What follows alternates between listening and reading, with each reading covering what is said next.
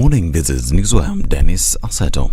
CBK Governor Kamau Thuga's attributed the weakening of the shilling to the excess demand for the dollar.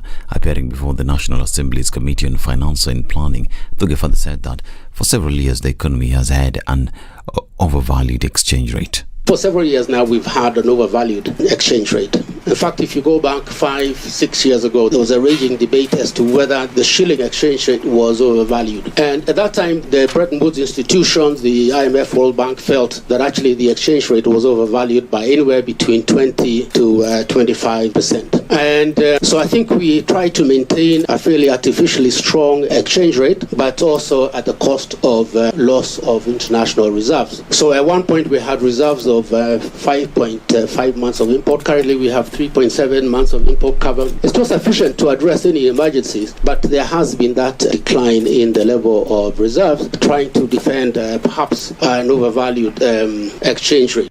He further said that the Kenyan shilling overvaluation became obvious in 2022 when major central banks began tightening. That overvaluation became obvious last year. And last year what happened was after a long time when the developed and advanced economies had a very, very expansionary monetary policy, their inflation rates last year went beyond what they had seen in actually decades. And so they took a very strong action in terms of raising interest rates. And as a result, for example, the US raised interest rates by 500 basis points within a very short time and very aggressively. But the central bank did not raise the rates commensurately, and so there was a gap between foreign interest and domestic interest, and so there was capital outflows, and that affected the exchange rate. And because there was already an overvaluation, the National Dialogue Committee has concluded its deliberations and forwarded its findings to the technical team to write its final report. Speaking in Nakuru County, Co-Chairs Majority Leader Kimani Ichung'wah and its Mayors Kalonzo Musyoka said the team will reconvene on Tuesday next week to begin deliberations on lowering the cost of living. We have also discussed and agreed on issues pertaining to the fidelity to political parties and multi-party democracy. And we have now tasked our technical teams to begin drafting the instruments or bills that will actualize the areas of convergence that we have agreed on. Kimani and I have signed letters of invitation to the people we consider important who are going to help us crack this matter of the high cost of living during the round table discussions on Tuesday and Wednesday next week. ACK Archbishop Jackson Olisapit has expressed his support for the ongoing dialogue between the government and the opposition, saying that it will greatly help maintain peace in the country. Speaking during his visit to ACK Church in Uasin Gishu County in Eldoret, Olisapit has commended the negotiation committee led by Kalonzo Musyoka and Kimani Ichung'wah for agreeing to highlight the high cost of living.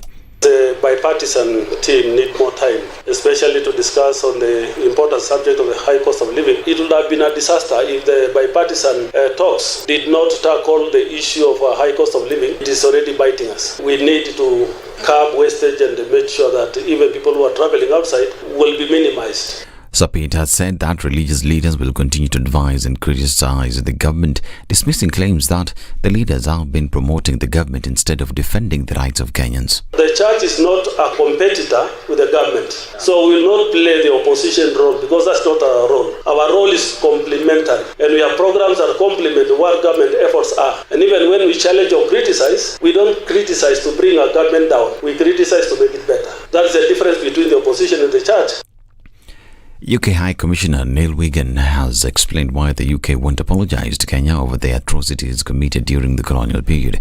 Wigan said that it will create a difficult legal ground for the UK government. So we haven't made an apology really in any context. It's an extremely difficult thing to do. So what we think we want to do is we want to acknowledge the difficult bits of history. We want to talk about them openly, both to the countries which were affected, but also, as I say, to the individuals and communities. So an apology starts to take you into difficult legal territory.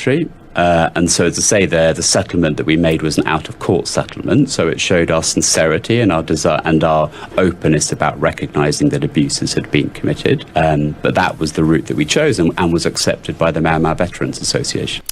The High Court in Nairobi has extended orders temporarily barring the Kenyan government from deploying police officers to Haiti on a UN-backed mission.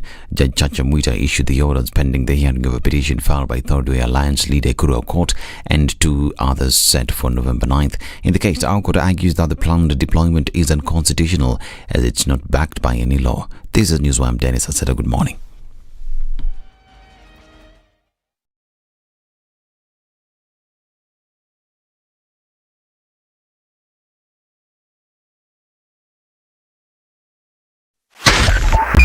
.5 SpiceFM, Kisumu.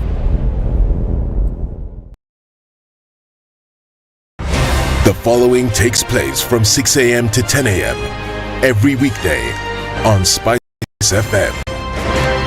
Everybody, welcome to Kenya's biggest conversation. Nyeri Latiff, Muga, Madam Du, nimesalamia wote sana. Tumepokea salamu, asante sana. Hapa Garissa today the weather is very good, only that baridi inatupeleka mbio sana. The baridi ni degree ngapi hapo? Hata sijui lakini madam tunakauka sana. If you want to follow the money trail, you've got to think like a thief to be able to catch that thief. A slap from a friend is better than a kiss from an enemy. You remember the kiss of Judas Iscariot? Iscariot. Yes. He's the one that imetuweka kwa hii mashida yote na mataabu kwa sababu of that kiss. Yet the slap of Jesus Christ when he slapped those guys wenye walikuwa wanauza mboga ndani ya kanisa took them to heaven. The Situation Room, Kenya's biggest conversation. Mature, intelligent talk every morning. Done right. 94.4 Spice FM, Nairobi.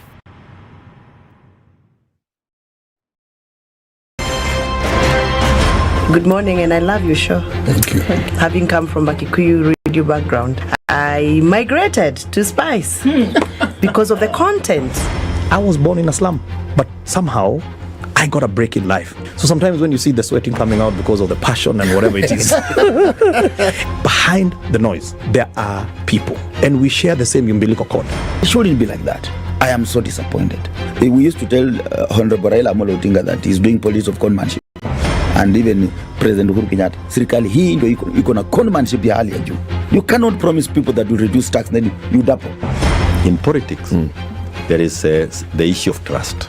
For you to turn around and then stab the same people who gave you that trust, there is no other level of dishonesty. Na hii mambo utaona dunia tu. The Situation Room, Kenya's biggest conversation.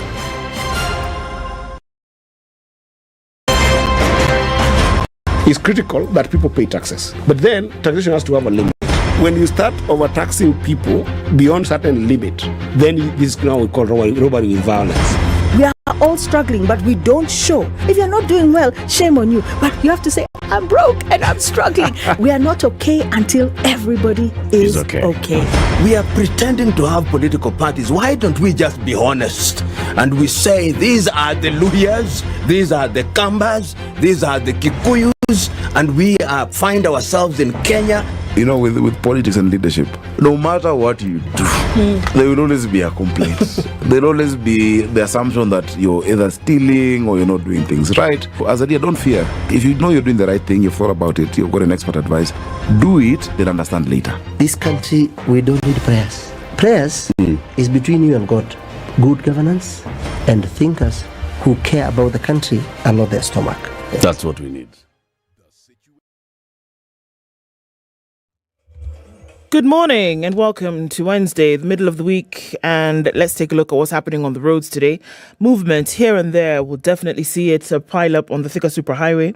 Jogo Road also starting off this morning with traffic getting out towards Landis and then through towards the CBD via Haile Selassie. Coming off Mombasa Road, not much happening there. I know that we'll get some movement then getting to the Haile Selassie Junction, and then going from Gong Road out towards Gitanga and then into Lavington and Westlands. We'll see some traffic there as well.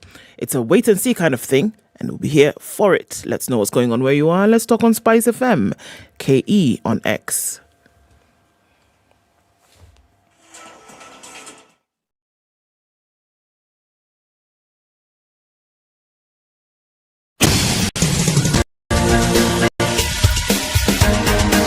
This is The Situation Room, the home of hard-hitting political commentary and penetrating insights about the state of the nation. This is a talk radio experience like no other. The Situation Room, a place for hard truths, debates, and elevated conversations. The Situation Room, witty, political, engaging, deep, controversial. In the room, we have C.T. Muga, researcher, academic, seasoned political observer, a fountain of wisdom in these politically uncertain times. Ndu Okoh, Nigerian by birth, Kenyan by choice, communications expert, Pan-Africanist, a truth seeker and believer in people power, and Eric Latiff, agent provocateur, the man in the chair, seasoned journalist, news hound, a man who believes in punching up, not down. This is Good the morning. Situation How are you Room, doing? Welcome the to Kenya's only biggest way to start conversation. your Welcome day. to the Situation Room. 8th Wednesday, the 25th of this October day, or October month. Okay. 2023. City. Yes. How are you? Wait. Wait. Okay. Start. Wait. Okay. Wait. City. Yes, Eric. How are you? Fine, thank you. And yourself? Mimi niko poa. You're well? Kabisa. Do? Mambo namna gani? Very good. Jambo yako, Ndu? Jambo yangu ni mzuri sana. Jambo yako ni well done, eh? Yeah, thank you very much. Not medium rare. Not rare. Well done. Ile well done ile. Ile fully baked. Okay, kabisa. You know what they say about sorry. Well done is dry. Well done is dry. Well done but moist enough. Nataka medium rare ile ko wet kidogo namna hii. Okay, ni mnaongeja wet fry na asubuhi bwana. Mimi nitasikia mkiongeja ugali bwana. Chuzi kiasi. Maji. Yes. Ni nzuri. This 4 a.m. sunrises are confusing me, by the way. They're confusing you? Yeah. But even the birds are confused. Even the birds are It's confused. 4 a.m. and the sun is there's so much light outside. And also the birds, as I said, let me repeat. They are confused. They're wondering. So because you're hearing the birds chirping, you check it's 3. So even the birds are wondering. Maybe they're out there calling a meeting. Kwani kunaendaje? What's happening? Then in bird language, they say, you know something? Chief anamwambia hii climate change is real. The climate change. Yeah, watu. Look at what they've done. What? But it's the sunlight so early in the day. It's just too early. And then at 6 Giza p.m. Yeah, 6 p.m. then it's dark already. Yes, it's compensation. Yeah, so the things you normally do at 6 when there's light, do at 4 in the morning. Do at 4. Because there'll be light. Amka mapema. Jipange. Kabisa. Hey. Do you the person who has read these things? So this thing of evening coming quickly, morning beginning early, it's what has happened? You've set the clock. I shouldn't So have the sun has set the clock. No, Ngoja. Yeah? I shouldn't have asked that question. Because essentially what was told me, when they were teaching it in class, what were you doing? When they rang the bell. No, but I think generally when you see that the summer, interestingly enough, I was reading something the other day, and when you're in climates, as it gets warmer, you will definitely find that your light and warmth are there for longer. So you start off earlier in the day, so the sun will rise much earlier than it would, and then set earlier. For some reason, when the weather is warmer. In colder climate, when the cold season then comes through, when the cold fronts come through, it is darker for longer. The sun rises later, but and then the sun sets a little bit later. Okay. The phenomenon behind that. So what is happening in terms of the Earth and the rotation and the sun? And the moon. I have to read a little bit more about that. Is the Earth tilting slightly towards the knee on some hemisphere, or is it the equator that's doing something? I think it's something like that, because I was going to ask, if say I was in Scandinavia, would the sun be rising early now? No. They're going into the winter months. Yeah, so it's where we are in relation to the moon. Yeah. Sorry, sun. That's what I meant, sun. Yeah, in that northern hemisphere, I was in Europe the other day. Sunsets of 9 p.m. 9 and p.m. other confusing things. p.m. 9 p.m. is when the sun is going down. That's very confusing. So the darkness starts setting in, and then you realize, oh my goodness, I'm 250 kilometers from where I'm spending the night. And your giza imeingia. Then you check the time and it's 9. I'm like, sasa kwa hivyo nitalala saa ngapi? And your body doesn't feel tired, does it? No. Yes. It's completely confusing. So even if you're just sitting there and you're thinking, all right, so it's bedtime. But there's light outside. There's light outside. We so know you have to train yourself. When there's light, you don't sleep, you stay awake. There are also parts of Scandinavia as well, in the winter months. Like they're going into the months now whereby it's dark, and it'll be dark well beyond, 11 a.m. Yeah. And then you'll have sunlight for maybe 2 hours. And dark beyond 11 a.m. in the morning. Absolutely. And then it's 4. I was confused. You have some kidogo sunlight like this, and then I was gone. confused. I was, excuse me, what's happening? So 4 p.m. it's dark, and I'm not saying it's getting dark. It's dark. It's pitch dark at 4 o'clock in the afternoon, and people are going around their merry way, like Yeah. People are shopping, people are doing whatever, and you're just like, okay. So people will have dinner at midnight then. People have dinner at 8 o'clock. That's 9 midnight. o'clock, it's dark. But then people are also having breakfast at 6 o'clock, and it's pitch dark. In Africa, we even used to name hours based on sunlight. Yes. Yeah. Right? Yes, yeah, correct. Yeah. So now, when it changes, we're confused. Completely confused. Your day begins at sunrise. Now, if the sun is rising at 11, imagine then how could you have begun the day? And we also understood sunset. Yes. I remember calling my dad and said, because it was in Sweden, and I said, these people where you did this course of yours, this is how you people used to operate. There's something very different about these folks, Dad. For a girl who's come from understanding that 6 o'clock when you wake up, the sun is shining. The sun is rising. 5 o'clock in the afternoon when you're winding down, the sun is still there.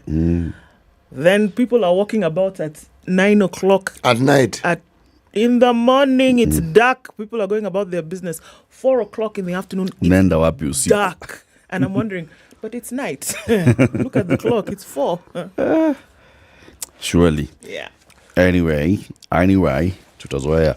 Let us talk about what we'll be discussing today, shall we? So the Standard Chartered Nairobi Marathon is happening this Sunday in Nairobi, Mombasa, Kisumu. Is that it? Nairobi, Mombasa, Kisumu. Or Eldoret? Kakamega. Yeah? Okay. Now, to talk to us about this and why the 20th edition has been a big thing, what have they been doing over the last 20 years? The Managing Director and CEO of Standard Chartered Kenya and East Africa, his name is Kariuki Ngari, joins us at 7 a.m. for this conversation. Tutakuwa tukidiscuss hiyo maneno kwa kinaga ubaga. And then at 8 o'clock, let's talk about the cost of electricity, power, stima. The Managing Director and CEO of Kenya Power, Engineer Dr. Joseph Siror, joins us at 8 a.m. for this conversation. And at 9, we'll open up the phone lines. People have issues. Oh, sijui stima. Hey, I applied. It has not come. Oh, meters. We're being told that you wait for me. So I've already paid everything for electricity connection. Then I'm told, by the way, hakuna meter. 120,000. Tunangoja Nairobi tume meter. Siror will be here at 8. You ask him those questions yourself. 19 minutes after 6, we are live streaming the show on YouTube and Facebook. Why is Biden sitting on the toilet? That's a question for a lot of Americans. Somebody said, someone put this on a t-shirt. Was this an actual photo or is this Photoshop? Is this AI generated? It's shopped. Hi. It's definitely shopped. Look at it. Yeah, that's not him. Okay, wherever you tuned in, let us know where you're locked in from this morning. We will be doing like that shortly after Ndu tells us when the sun will set today.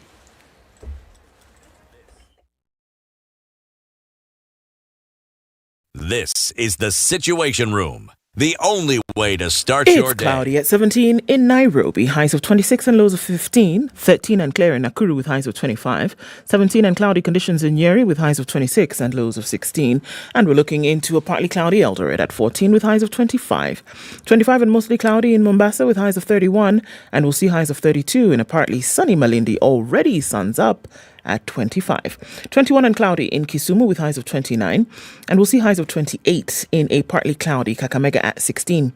It's 19 and heavily raining in Kampala, highs of 28, and we'll see highs of 30 in a sunny Dar es Salaam at 25. It's 12 and clear in Johannesburg with highs of 30, and 27 and mostly cloudy in Lagos with highs of 32. 23 and cloudy in Kinshasa with highs of 32 as well. We're looking into a sunny Beijing Wednesday afternoon at 21 with highs of 27 and lows of 9, and 13 degrees and mostly cloudy conditions in Paris with highs of 16 and lows of 10. It's 11 degrees and raining in London with highs of 14 and lows of 9. 13 and clear in New York Tuesday night, coming into Wednesday, highs of 19 and lows of 9.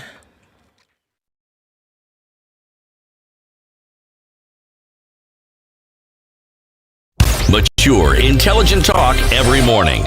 Spice up yourself.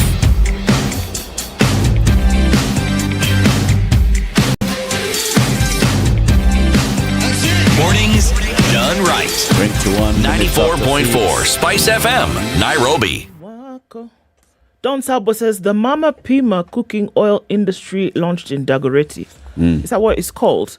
It is now more than 60 days. Any effects, impact on cooking oil prices? CT, remember, in the morning in Malawi, we say mamawa. Mamawa. Mamawa. So, Okay. They say mamawa. Okay, so Agri Momani has started. Agri Momani has started the day with violence. Okay. And said, "He who gets a good wife gets a good thing, but he who gets a bad wife becomes a philosopher." Baraka za Jumatano. How do they define good and bad wives? Ato.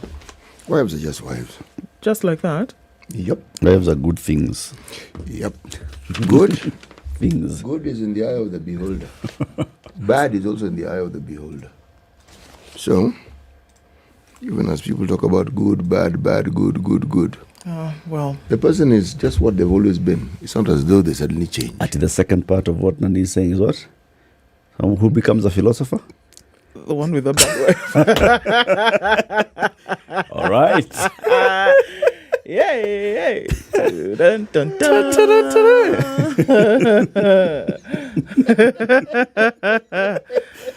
Haya basi. Ubaya kutoa maoni asubuhi. Sikubali hiyo. Hiyo. Tunaanza kuwa Socrates hapa. Haya, tuendelee. Socrates. Good morning, good people. When is Kind Kindiki coming? Shakahola bandit still going on, Ama? Indeed it is. James Mwangi says, good morning. Anyone remembers Nyayo's first 12 moons? Any similarities? Cluelessness? Nyayo's first 12 moons. First year in office. First 12 months. Moons months. Yeah, I get it. Okay. You got City, it. do you remember? The 12? Do you remember Moi's first year in office? I do. Was that when he started doing Gabions? Or was that when? Gabions came 79, later. 80. Second year was when Gabions came. But that's when we were being inducted into understanding the term Nyayo. Nyayo. And then not long after came the Nyayo philosophy. Of peace, love, and unity. Yes. So... It's a thing. Yeah, it was a thing. Okay. Evans Nyangano says, good morning to Eric and CT Muga. Tuned in from Rangao in Kajiado County. When I imagine the flats and bungalows in Jiro that will be Mavocalized, it's a thing apparently. In January 2024, I feel heartbroken. Yes, it's a coming. So George Gashoiri says, good morning to CT and Eric. Wah! The land transactions in Kenya have evolved into a hot potato. Moto kama pasi ya makaa. In other words, it's the new narcos. We are looking at a disaster.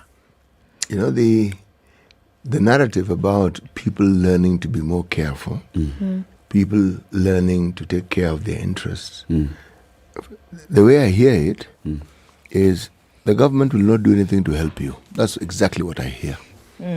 I mean, for heaven's sake, this one I'm not moving away from. Are you telling me that there was no other way of resolving these issues other than demolishing? Well, what's the other way? Look for the people. We go to Zambia and negotiate for some land. No, Malawi, actually. No, what you do... to resettle. First of all, start by telling us what you've done with the people who sold that land and how it is you have gone about the process of recovering what...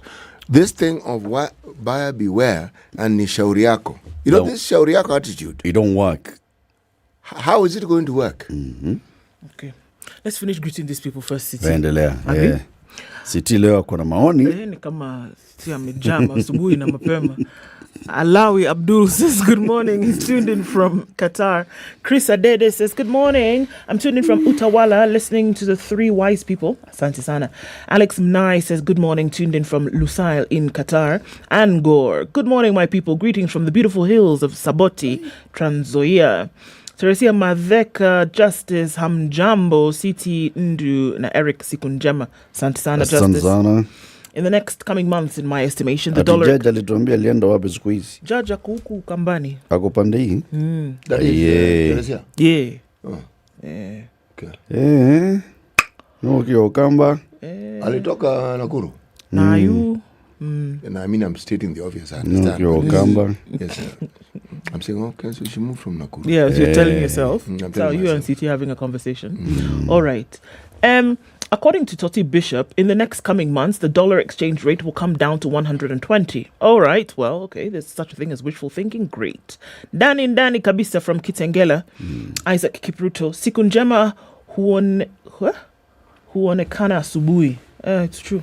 I agree. Hello, Team Kubwa. Latiff CT Ndu. Is the cost of living ever going to be tamed? We need to wake up and make enough noise to wake up the dead. Omo, you're speaking my language this morning. This is how I woke up today. Cost of living? Yeah, generally. Yeah. Everything. We have to make some noise. Make some noise. Make noise. Make noise. Make noise. Because people make noise. Make noise. Make noise, Buana. I've been held. Says good morning. Yo, we're being held. My family. Make noise. We're being held. Make noise, people. Please. James Gakiyo says, Kwani Kenya Power imefanya ile kitu kama nini? Kitu gani bwana? Robert Mbogo says good morning. By the way, Eric, Gunners walifanya ile kitu on the road, says one Mike. My friend. Luris tulipeleka Sevilla hivi carpet ndani panacheza. Okay. Cliff Ombachi, good morning. CT Ndu Eric. Kenyan banks are holding up to 1.59 trillion shillings worth of treasury bonds at a risk of losing significant value due to the government's increased domestic borrowing. Okay, sawa. This is a statement of fact. Davis Weed says, Manama, Bahrain tuned in. Good morning, Radio Royalties. King CT, Princess Ndu and Knight Eric. Okay. What's the financial impact on our economy from King Charles III's visit? How much is our expenditure vis-a-vis the returns? Good question.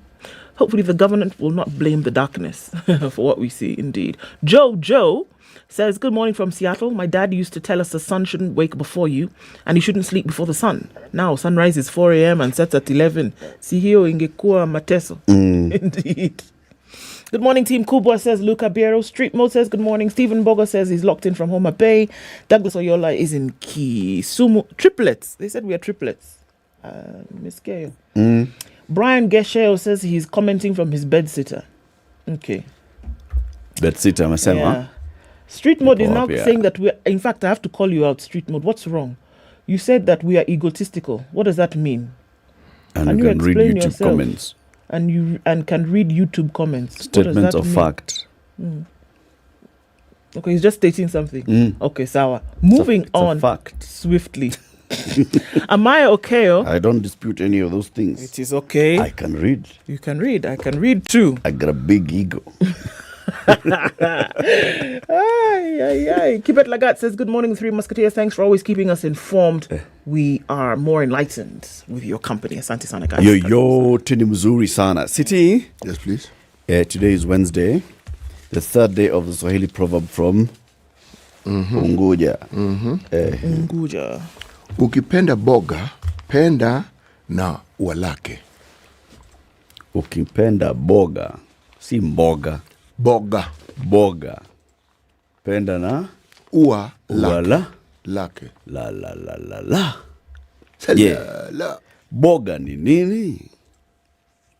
Swali la kwanza. If we had Openje in the room, or Brian Evusa, they would have told us boga is a bumpkin.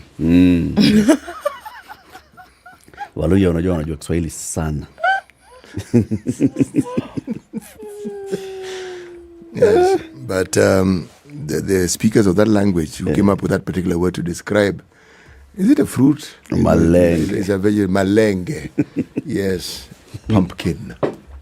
Okay, let's call it malenge. Yes. If you love a pumpkin, also love its flower. Oh, okay.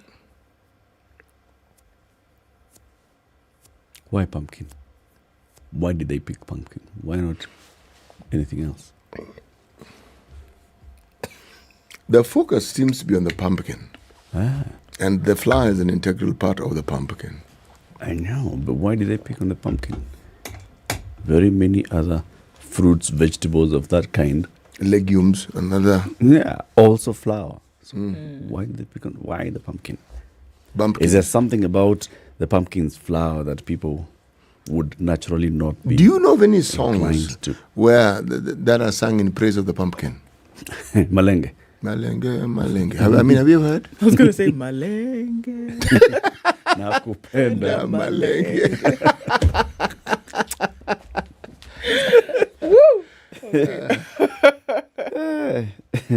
Sawa.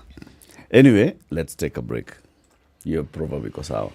It's 29 minutes to 7. Shortly, we'll take a look at the traffic on the road after we hear.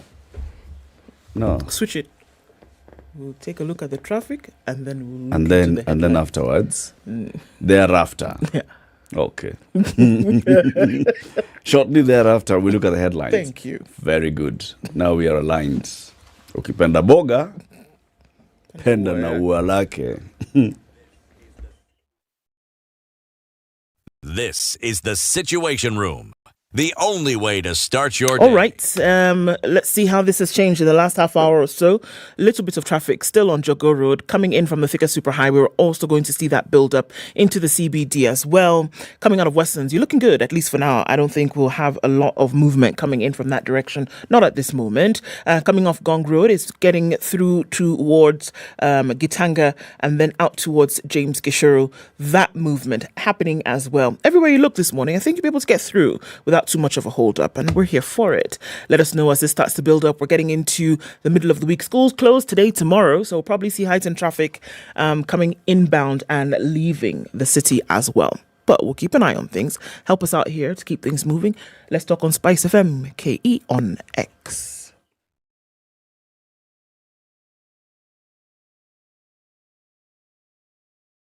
Mature, intelligent talk every morning. Spice up yourself.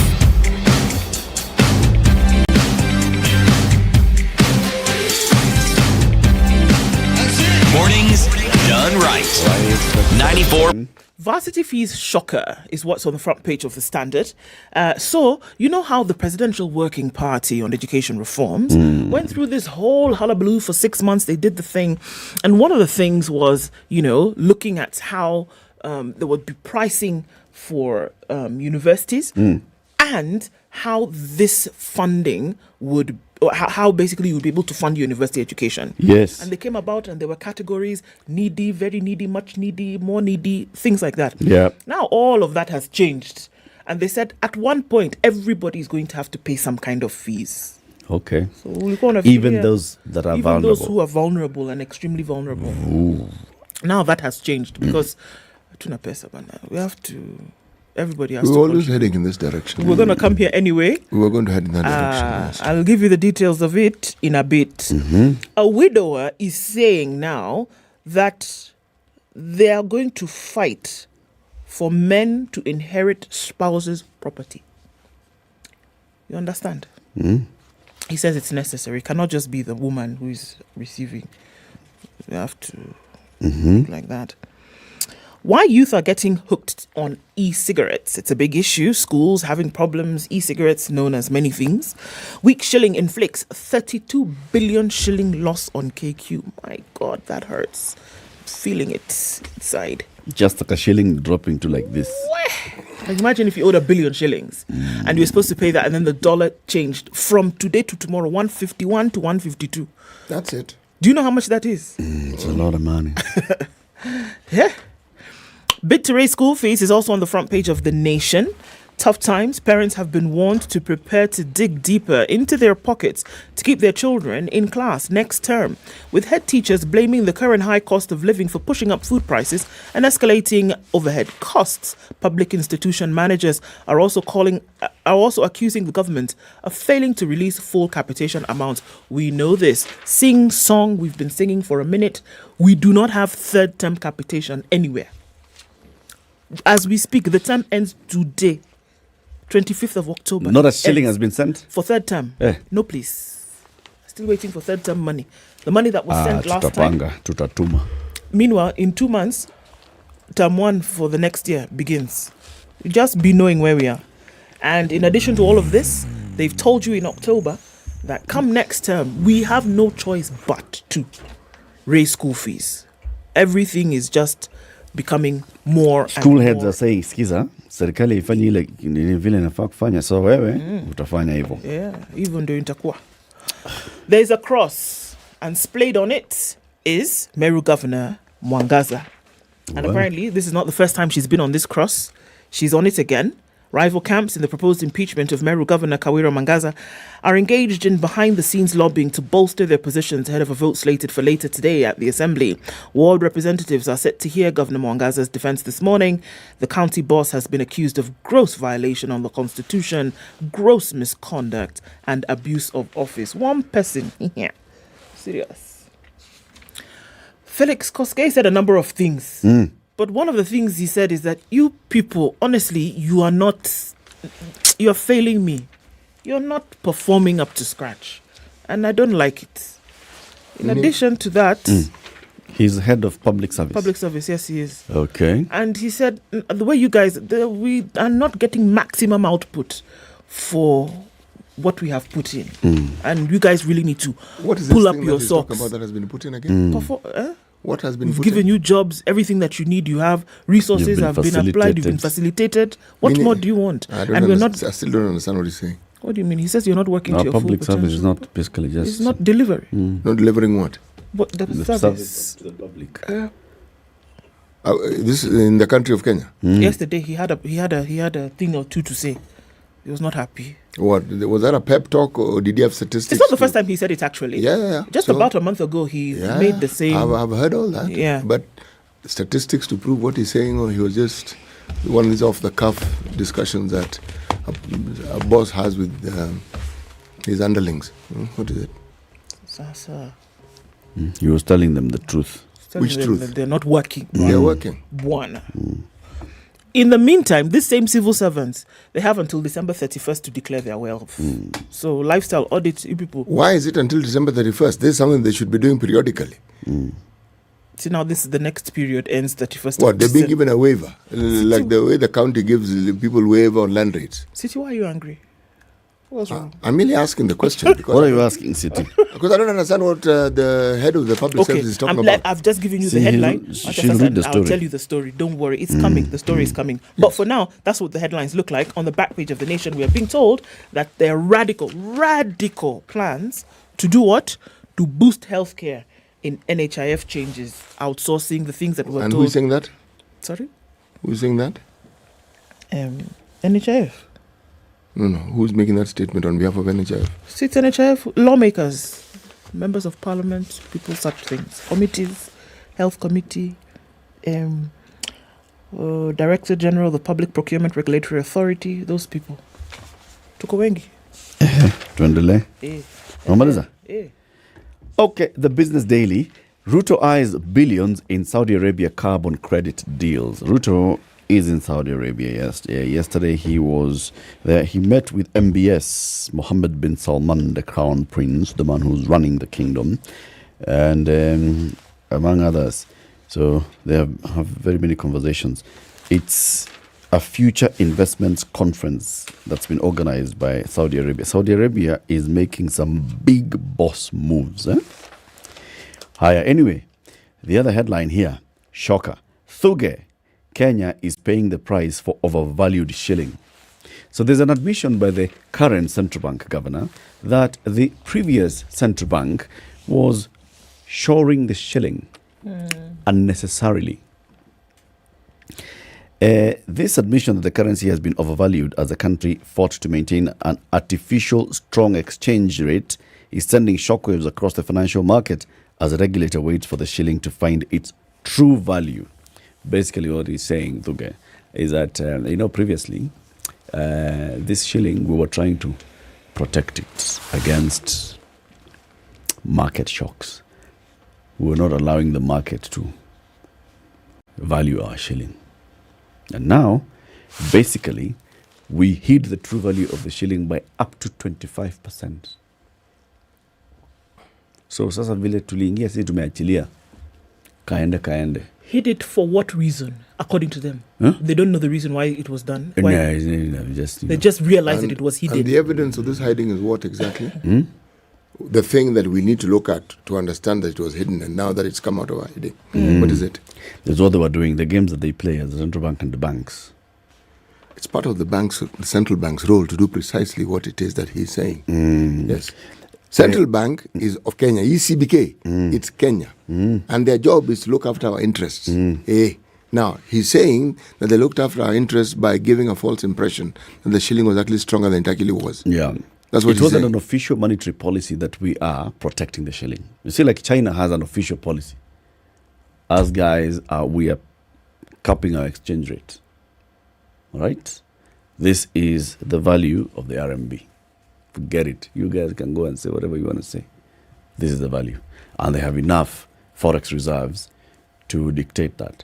Now, us guys were playing around with some forex reserves of some 6 months, 5 months. We are our import bill, so we are borrowing to actually keep shoring our forex reserves, and that forex reserve is giving an impression of this is how the shilling is being kumbe. So he says. So now he says, now tumwachilia. Nah. Are they justifying an existing position, or are they explaining what actually happened? Because ukisema umewachilia, so how are we to know that this kuachilia is actually the true position? And how are we to know whether this wachilia that we're talking about is not the very thing he's saying they're not doing? How do we know? Well, you were none the wiser earlier, so I just continue in my ignorance. Accept what you were being told now. As the case. Just like you accepted that the shilling was 100 bob. As you observe, do I look to you like I'm accepting it? I'm telling you don't have a choice. Oh, I do actually. Kama umefungua macho, go and do the homework. Bro, do I work for the central bank? Me, I don't know. See, that's their job. Me, I don't know. KRA misses target of Q1 revenue by 79 billion shillings. But in actual sense, they have actually surpassed last year's performance. Q1 last year and Q1 this year, they have outperformed last year's revenue collection. It's only that they set a target. You know, like a target of theirs of, we're going to raise 2.6 trillion shillings this year. Goma. Gosh. We told them that a while back. New vehicle sales plunge to lowest levels since COVID-19, and Kenya taps 75 billion shilling trade bank syndicated loan. Inside the Business Daily today on page 19, there's a full page feature on a story that you asked yesterday, CT. There were 3 companies that announced the exit of a company secretary. Yes. Right? Yes. EABL, BAT, and eGads. Yes. Earlier last month, Safaricom had announced the exit of a company secretary. Happens to be the same person. Her name is Catherine Maundu. Now, they have done a feature from a note taker to a multiple boardroom figure. Then they are also explaining why she left. So it's the services were being offered by a company called Bowman's, and she was a partner at Bowman's. Now, she has basically just moved from being the one who's representing Bowman's on this board. So she was outsourced. Very good. They outsourced company secretary services. That's very good. Company secretary services, especially for listed companies, is an individual. You can't go there. Our company secretary is Bowman's. No. Colson Honey, one LLC. person. It's a person. So when that person changes, then that person basically resigns from the position, and somebody else is appointed to the position. See, now I know something I didn't know. So basically, that's what they're explaining in this So story. you come into all these companies where Bowman has some sort of contract and understanding. Yes. And so when you leave one, you leave all at the same time. All right. Okay. So are we saying that Bowman lost the contract and somebody else got it? No, maybe she left Bowman's. There's that one also. Does that make sense? So when she leaves them and their contractual obligation with all these other companies, then it's effective because the one person who's done it is gone. So probably going to set up her own Bowman's. It's possible. This is good. It's good. I'm now a knowledgeable fellow. It's growth. I understand. Higher. Star? Star. Top right hand corner in teal green. This one you will like. Legal reforms. Sex workers to enjoy more freedom in new crime bill. This is the story on page 2. Okay, yes. I knew you're going to do exactly what you've just done. So let me read a little slowly. Is there any evidence? How do we know that they're telling that us? the previous They did not have freedoms. arrangement was lacking freedom? I am not going to. And who is saying these things? And how does that person know? Okay. Legal reforms. Sex workers to enjoy more freedom in the new crime bill. The story is on page 2, okay? How sex workers will enjoy more freedom if new bill becomes what? Law. Okay. Those who solicit services of men, women engaging in the trade will also be freed from criminal exposure. Okay? This was, according to this article, uttered by Martha Koome, who's our Chief Justice, during an interview with the Star in her office. This something she's so okay. All right. Which bill is this? Is this those two bills? The Criminal Procedure Code and the Penal Code? Yes. It's still commentary on that. It's the Criminal Procedure Code, yes. As well as the Penal Code. Those ones. And this is from discriminate. So what is more freedom? Does this mean that the offense is less? What is the Penal Code being amended to say that because sex trade the crime here is a petty crime? Or what is it? The crime they keep telling us here is solicitation. That's the crime. Being a commercial sex worker is not an offense. Because you're not soliciting. Yes. But once you solicit, that's where the crime kicks in. So now I'm interested to see this freedom. No, they are decriminalizing what they call one petty offense, and also they're also taking the view. This is what they're saying. You in the media, you have this habit of looking at a bill and just choosing the juicy parts to highlight. Okay. Okay? Meaning the ripe parts. Who's saying that? Is it meaning the right parts?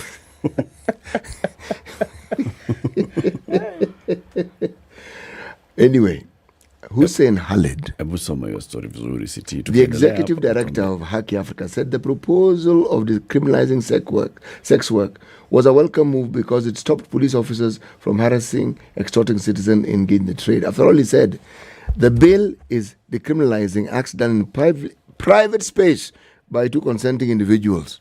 That's what he thinks. It is a willing buyer, willing seller, and there's no problem with that. That's what, again, he thinks. The problem we have in this country is a rogue police force that does not waste any chance to extort, harass, and brutalize citizens. Criminalizing prostitution, which is happening anyway, gives them the best chance to harass people, and this bill is a solution. All right? I think there's a lot of commentary outside of the understanding Precisely. of what exactly the bill is saying. Remember when you had the judge here and the MP? Yes. And the judge who's chairing these legal reforms actually mentioned this particular issue of sex work. Yes. It's not that they're decriminalizing it. It's not like now that you solicitation suddenly becomes a petty offense as opposed to a crime. It's not like we're saying that now you can put up, and you have a hotel, you say... All right. Yeah. There's a section 153 of this. Sex workers available. It says every male person who knowingly lives wholly or in part of the earnings of prostitution or in any public place persistently solicits or importunes for immoral purposes is guilty of a felony. While a male person is proved to live with or to be habitually in the company of a prostitute, or is proved to have exercised control, direction, they're talking about pimps, or influence over the movements of a prostitute, in such a manner, they're covering all the bases here, as to show that he's aiding, abetting, or compelling her prostitution with any other person, or generally, he shall, unless he satisfies the court to the contrary, be deemed to be knowingly living on the earnings of prostitution. Let me tell you why. Is that the current reading or the proposed? This current. Okay. You see, let me tell you why I'm picking these things as I'm doing. We are dealing with a subject that is given to a lot of hypocrisy in our country. Okay? Sex work exists because they are partakers. Of course. That is why it exists. Okay? Now, we are now saying that we want to look at this thing and give it a 360 and perhaps consider the best way to treat these human persons who are involved in this and to remove the criminal element of it. Now, the question you want to ask is, what was the criminal element before? Again, it was a moral judgment on the act of sex work, isn't it? So are they saying that they are removing the moral quotient from this particular bill? Or are they saying that it is now going to no longer be considered an act of felony? That's the thing, I'm confused. What are they saying now? That you can actually then solicit payment for sex? And that it is now a petty offence as opposed to a criminal one? Is that what we are? Because I'm not clear as to what the change is here. I don't understand. From this particular article, what they've done is given a back and forth and quoting individuals who spoke on the subject. Yeah, it's not clear. And I have read and read and read so that I can look at what it is that the law has said. It is this person said, this other person said. They have sexed up a headline and not given us the yes, and then they pick up specific things that the individuals have said. But if you're looking for what the act at least is, that you can read and say, by the way, this is what it's saying. I have looked. We're none the wiser now with this information because we still know what we knew. We don't know anything different when it pertains to this. So again, this asks the question, is this a reporting issue? If I remember correctly, when the judge was here with the Honourable Mureo from Parliament, they mentioned this, but it was about looking at how you penalise for this. And if you categorize it under the petty offences, remember the whole proposal is how do you then deal with this in the Criminal Procedure Code? Petty offences, must they be given a custodial sentence? Yes. And the whole issue was, no, please, judicial officer, consider non-custodial sentences. Yes. Community service and such other things. So now if you maybe here is saying that if you are actually convicted of that felony, whatever felony it will be described as, then you can be given community service. Now, a sex worker doing community service, what would it be? How would you then describe this community service is the question. Bog off. Well, among the petty offences that they're seeking to decriminalize, they're saying, like idle and disorderly conduct. Do you know that being idle was a crime? Oh, yes. Loitering, as they used to call it. Oh, loitering without intent. Yes, disorderly. Hawking by shouting, dubbed. God. All those things, that's what cops arrest young men and women for. Kuja hapa wapi kitambulisho. Wapo, twende. Loitering. Do you know... People spend nights in police custody on just that one word. Loitering. You know the thing that I find disturbing every time I come across this? Don't we see there's something fundamentally wrong when a police service that is supposed to serve, protect, are the ones who do the most harassing? And they choose their victims very, very well, okay? They slither and kowtow to people who they consider to be influential. But to the mwananchi who actually needs that particular support and protection, that is the person who's going to bear the brunt of it. Woe betide you if you appear young and you look like an impoverished. Woe betide you. Okay. Right. Speaking of another war betide you, we're coming into New Year education. So today, school's closed. Between today and tomorrow, we know that KCPE will be sat next Monday, Tuesday, Wednesday, and then thereafter, school terms officially, and then KCSE kicks in for a couple of weeks after that, okay? But now, coming into a new year, which we know that preparations are already being made, parents have been warned that there will be a rise in school fees. Because of the high cost of what? Living. Thank you very much. They've been warned that an increase in fees when schools reopen in January is due to the rising cost of living. Right. Head teachers are on the horns of a dilemma, mulling whether to ask parents to pay more money next year or to adhere to the Ministry of Education guidelines on school fees. Those who spoke accused the ministry of retaining a bulk of the capitation funds. So they're stuck between two rocks and a hard place, because you tell us not to increase fees. These are the guidelines. At the same time, you've also, by law, the responsibility to give us money, right? To be able to run the thing and to be able to have children in school. What have you done? What have you done? You've not given us the money. Well, you've given half of what you're supposed to give us. Yeah, okay, maybe around 2/3 of what you're supposed to give us is what you've given us, okay? Then you don't complete. You don't want us to raise fees. However, you expect these children to be in school, in the public system, throughout. So exactly how do you expect this to happen? The only option that we have is to go to who? To go to the parents and say, please do like that. Managers at both public and private schools said it will be impossible to run the institutions on the current budgets as the cost of living has gone up. Principals of public schools said the latest fees guidelines were determined in 2014. Obviously, if schools do not charge more, then it is impossible to offer services of the quality we offer. The increase will vary across schools, according to Charles Ochome, who is the Kenya Private Schools Association chair. Private schools determine their fees independently of the government, we know this. Many parents, especially in urban areas where there are few public schools, will be affected by higher school fees. Price of foodstuff have increased over the past year, and principals say either they have to increase the fees or adjust their budgets by leaving out some services that they offer. So you have to choose. Are we going to give you less in terms of quality because that's what we're going to be able to afford with what we have? Or are we going to maintain the quality that we offer by increasing the fees? Everybody's complaining already in terms of what life looks like, and not looking forward to a January where the fees that you're already struggling to pay would be increased significantly. Now, what about the children who are in a place called Kapindasum, a village in Baringo South, where bandits and was it administration police or GSU fighting right outside the school? Yeah. And the school was closed in 2019 because of these very same things. So, this thing, by the way, when again, Kithure Kindiki. When Professor Kithure Kindiki said, all right, so we are also going to get extra resources from the military so that we can completely finish this banditry menace, he said we are going to have success. To date, we have not heard of people who've been taken to court. No prosecution, no arrests, no prosecutions. No update that says we have killed or neutralized, let's use the word neutral. We have neutralized XXX number of bandits, heavily armed with all these weapons that Natembeya used to tell us.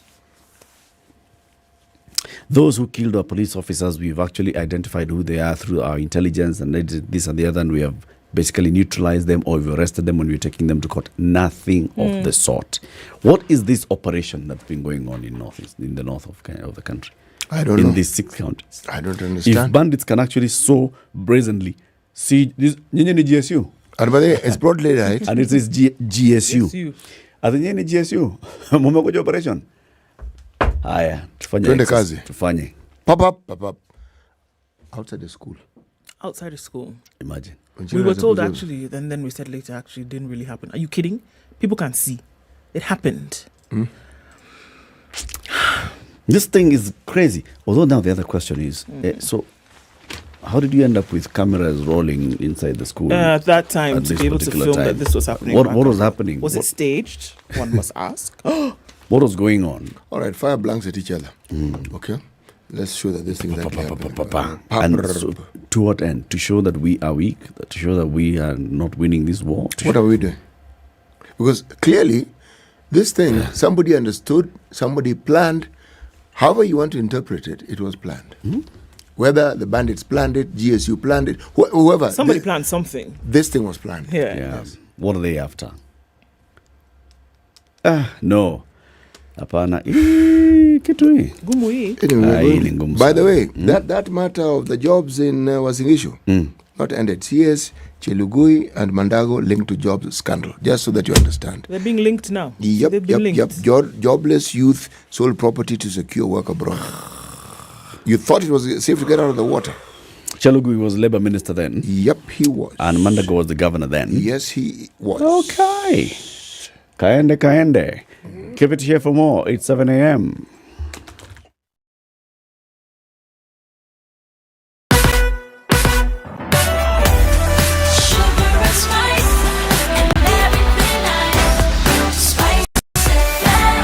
Spice up your life.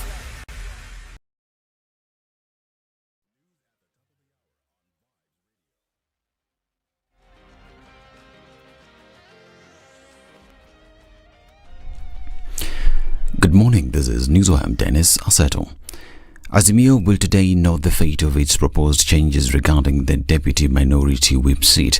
National Assembly Speaker Moses Wetangula announced that he will deliver comprehensive communication on whether Embakasi West MP Mark Mwenje would replace Sabina. Honourable members, second to Honourable Robert Mbui in the matter of Sabina Chege, David Mwenje, Jubilee and Azimio. I'll deliver my ruling at 2:30. Political Parties Disputes Tribunal has barred UDA party from making leadership changes at the Nairobi County Assembly. Tribunal Chairperson Desmond Nungo gave the orders barring UDA from making any changes until a hearing and determination are done. Party Secretary General Cleophas Malala had said that the MCAs will have the final say on their leadership during a meeting that was scheduled for Thursday this week. This even as 26 Nairobi MCAs have written to the party saying that they'll not be present at the meeting.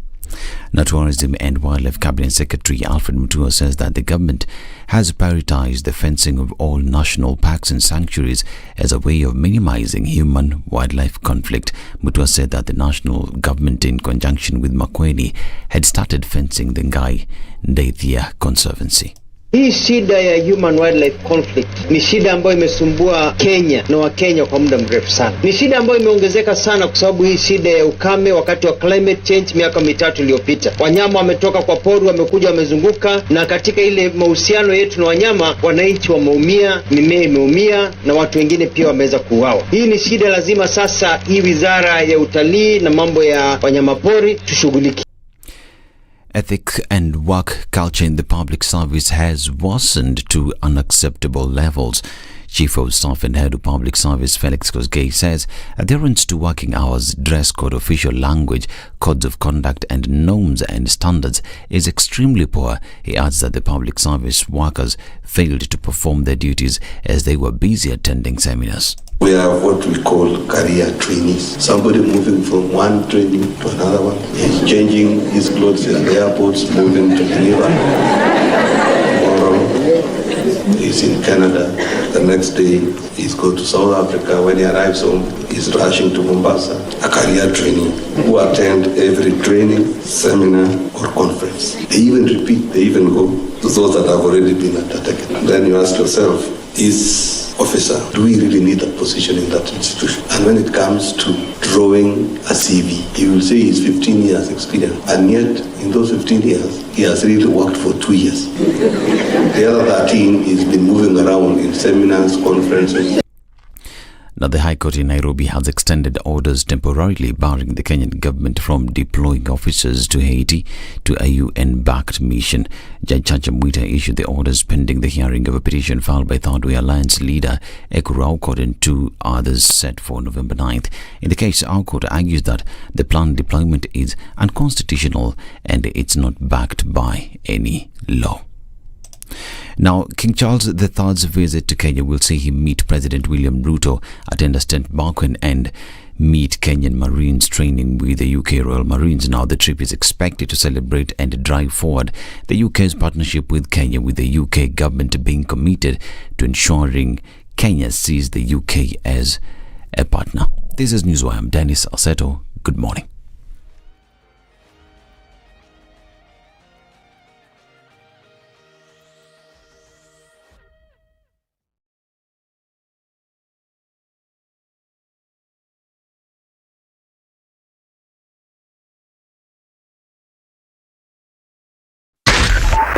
SpiceFm, Nakuru. It's a few minutes after 7 o'clock and we're looking at traffic. Then now on Langata Road, getting out into the city, that's pretty busy.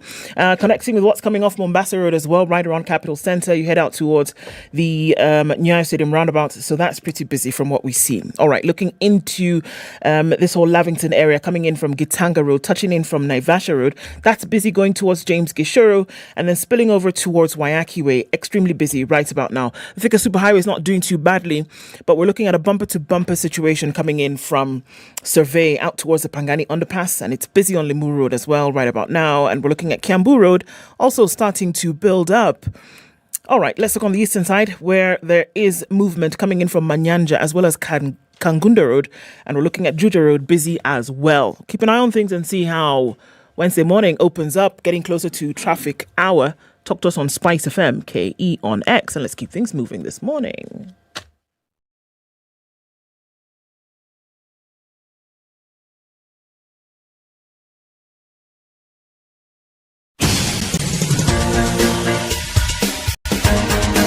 This is the Situation Room, the home of hard-hitting political commentary and penetrating insights about the state of the nation. This is a talk radio experience like no other. The Situation Room, a place for hard truths, debates, and elevated conversations. The Situation Room, witty, political, engaging, deep, controversial. In the room, we have C.T. Muga, researcher, academic, seasoned political observer, a fountain of wisdom in these politically uncertain times. Ndu Okoh, Nigerian by birth, Kenyan by choice, communications expert, Pan-Africanist, a truth seeker and believer in people power.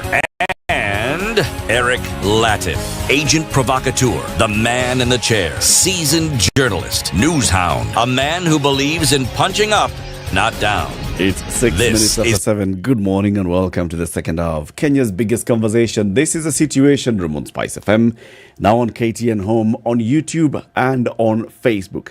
On this second hour of the conversation, we want to remind you about the show, this brand new show on Maisha Magic Plus. Actually, not just one, but two shows. There's Kasiri and there's Zari. So Kasiri is airing Monday, Tuesday, Wednesday at 7:30 p.m.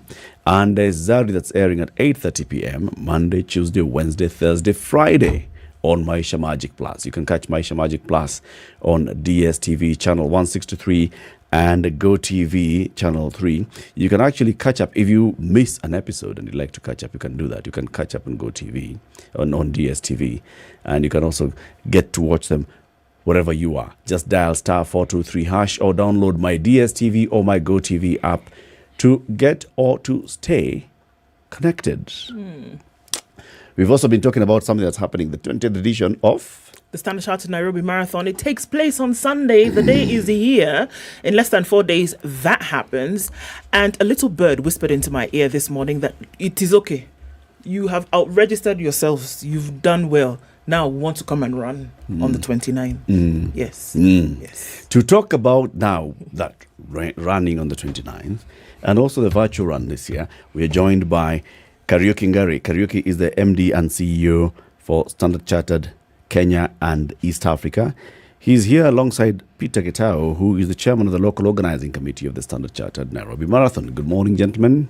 Good morning. Good morning. Welcome to Kenya's biggest conversation. Kariuki, you're occupying the hot seat. Peter is occupying the other one. Just so we're clear. Okay. Karibuni sana. Asante sana. So we'll be talking about running and why 20 years. It's an important thing. I mean, you're looking back at 20 editions of the Standard Chartered Nairobi Marathon, Kenya's single largest one-day sporting event, and it's a big thing. Getting into that detail shortly. But CT has the day's proverb. This week's proverbs are from Zanzibar. Yes. So you're MD for Kenya and East Africa. So you know Zanzibar. It's part of East Africa. Otherwise known as Unguja. Not Ugunja. Ugunja is where Opiwanda is MP. Yes. It's Unguja. All right. Not Ugunja. Yes, exactly. Okay. Ukipenda boga, penda na ua lake. Ukipenda boga, penda na ua lake. Not mboga. Not mboga. Boga. But boga ni mboga. Sorry. Yes, it Kweli could be. kabisa. Ni kweli. Tena kabisa. Pia boga ni mboga. Pengine pia, Utajua. na No, pia but you know what they say. Utajua nini sio mboga. Exactly. Na mara nyingi mboga pia ni kitoweo.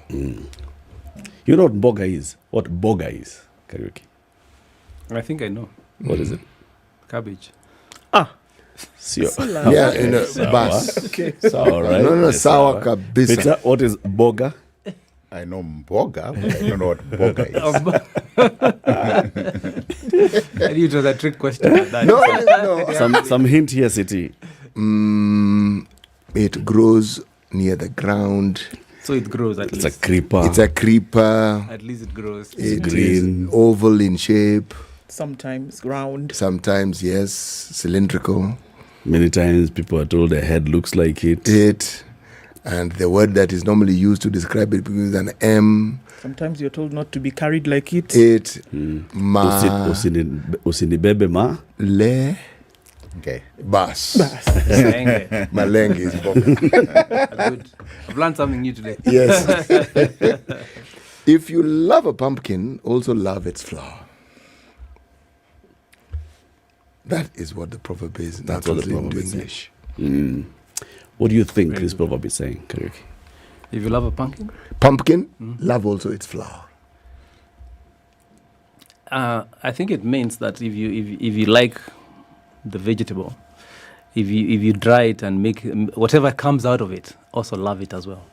So the product of what you love, in whichever shape and form, you should love it just as much. That is what I think it means. Peter? Yeah. I'll draw parallels to, a local song that says you can't take the cow and forget the tether. So I think if you want to take something, then you take it holistically. If it Makes were sense? Yes, if it were an exam and the scale was 1 to 10, both of you would get 11. Thank you. When we ask for your opinion, it is not possible for you to be wrong. It is your opinion. It is your opinion. That's how you see it. Good. Yes. Yes. There's somebody on YouTube who's saying that pumpkin is uyoga. Yoga is mushroom. Muga is quiet. You're Yeah, quiet. because uyoga is actually mushroom. It's mushroom. But Yes. That's a Kenyan Swahili, It's always different. Okay. The 20th edition of the Standard Chartered Nairobi Marathon is taking place, the physical run, this Sunday in different parts of the country. Karaoke, why? Let's look back at the 20th edition this year. What's different about it? I think when first of all, when we look back when we started in 2003, I don't think that when we started we thought we'll get how far we've come. And it just shows the tenacity and the belief that we are doing something different. And this year what is going to be really different is how we've elevated sustainability matters into a marathon. Long ago, we never used to take sustainability. It was not the thing that we were doing. But today's marathon, when you talk about the marathon, and you'll see that on Sunday, in terms of the way we are going to hydrate the athletes, we are going to use paper cartons, Tetra Pak has provided that. We've really worked hard to ensure that we don't have any plastics. We want to ensure that these years as well, just like last year, we're going to recycle the entire waste. Last year, we recycled everything, 100% of the plastic bottles, and everything else we used was completely recycled. And also this year, we want to ensure that every runner who runs is going to go home with a tree to plant. So we expect to plant over 25,000 trees. And that goes in line with what our ambition is, to plant more than 3 million trees in the next 3 years. So we are creating, the marathon is not just a run, one day event. We want to create that impact. We want to ensure that it's sustainable. We want to ensure that the athletes, and especially the elites, who may not have a chance to leave the country, they can come and compete in an international event at home soil. That's what is going to be different. What informed this decision, this thing that you've just described? It makes for very interesting listening. So you're not just running. You're not just running. No. There's everything, all these things around it. What informed this? In Standard Chartered, we believe our purpose is we're here for good. So you've got to look and see how are we impacting the communities, how are we impacting the areas, the places that we are doing the business. And the idea of the marathon, which started 20 years ago, it started as a global event celebrating 150 years, Standard Chartered globally. And the theme then was raising money for seeing is believing. So the particular, that time for the last, for up to 2019, all the funds we are raising were going to for seeing is believing. And in that time, we raised over 600 million shillings, creating a big impact to people who did not have, who had challenges on site. And the last 3 years, we moved on to something else. We are calling it the Future Makers. Again, to ensure that we are raising funds to be able to impact society in terms of matters of employment, entrepreneurship, and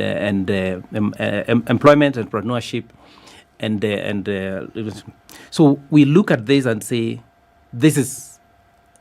how do we continue creating the big impact that we want to create? And then you have to look at it and say, make sure it's fun. Not only, how do you involve a lot more people? I mean, people can say, you can just raise funds directly by asking people, could you donate to this? No, but if you don't create a fun event where people can participate, where people can bring themselves, and not just individually, but also as families, that makes a difference. That is why we went this route. That we want to create an event that is fun for individuals, for families, and for corporates as well.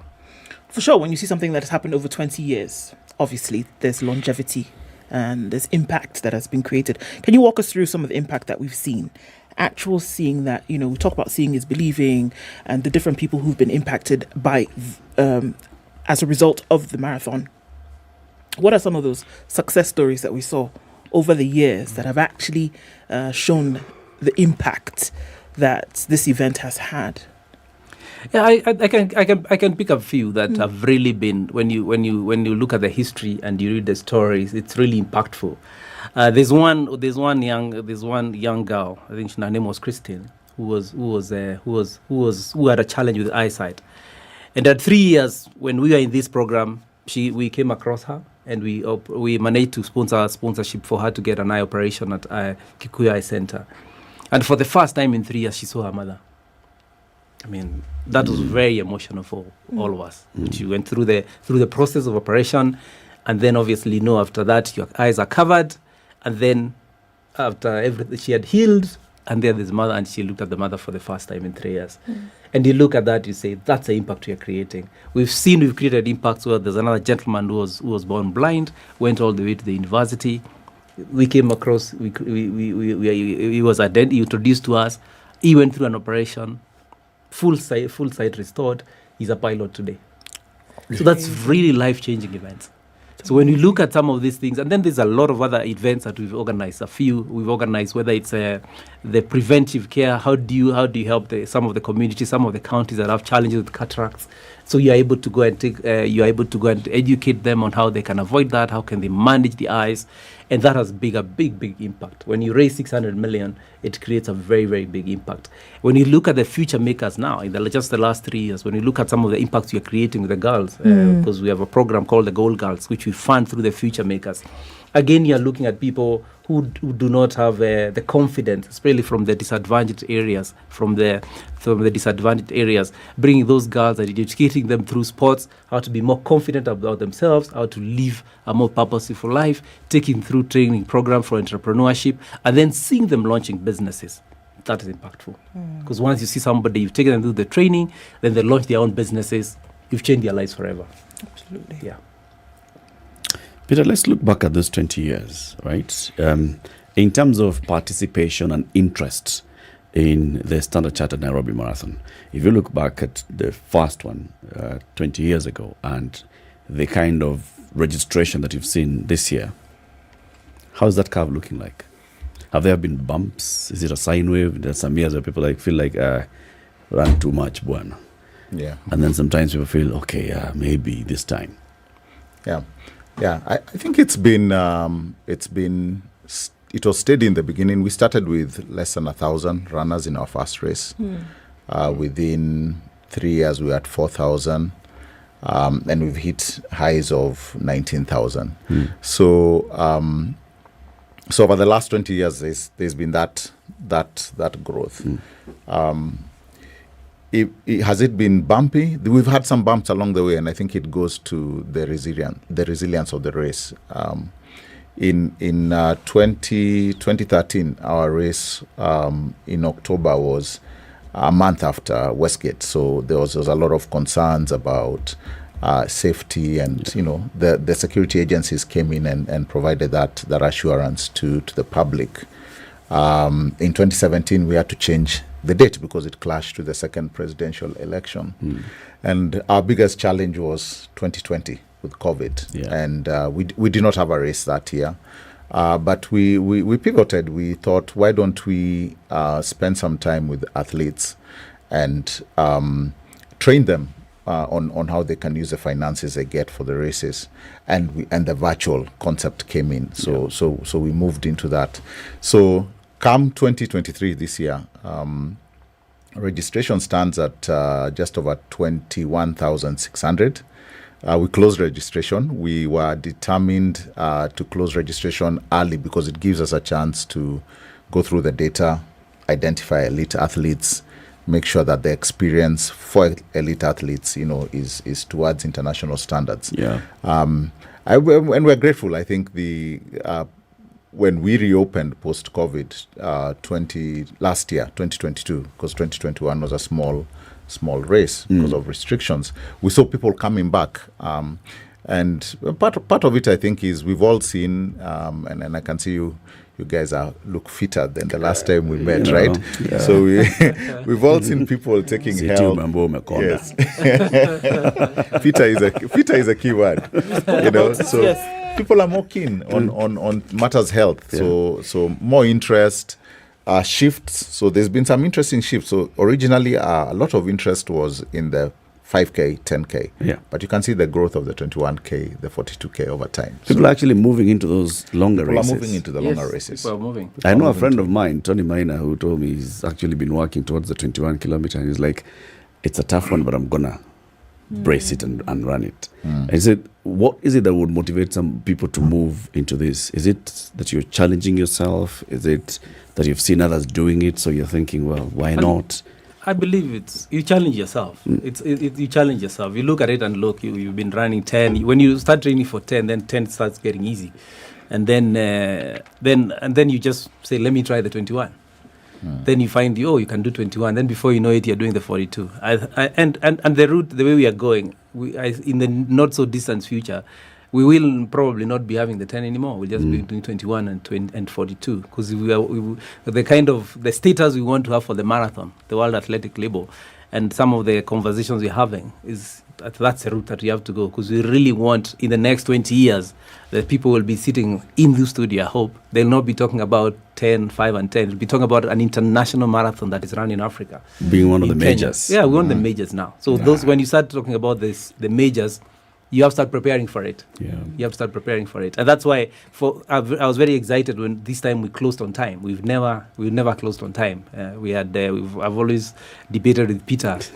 You keep on telling people you'll close on 21st of October, and then you always extend by a week.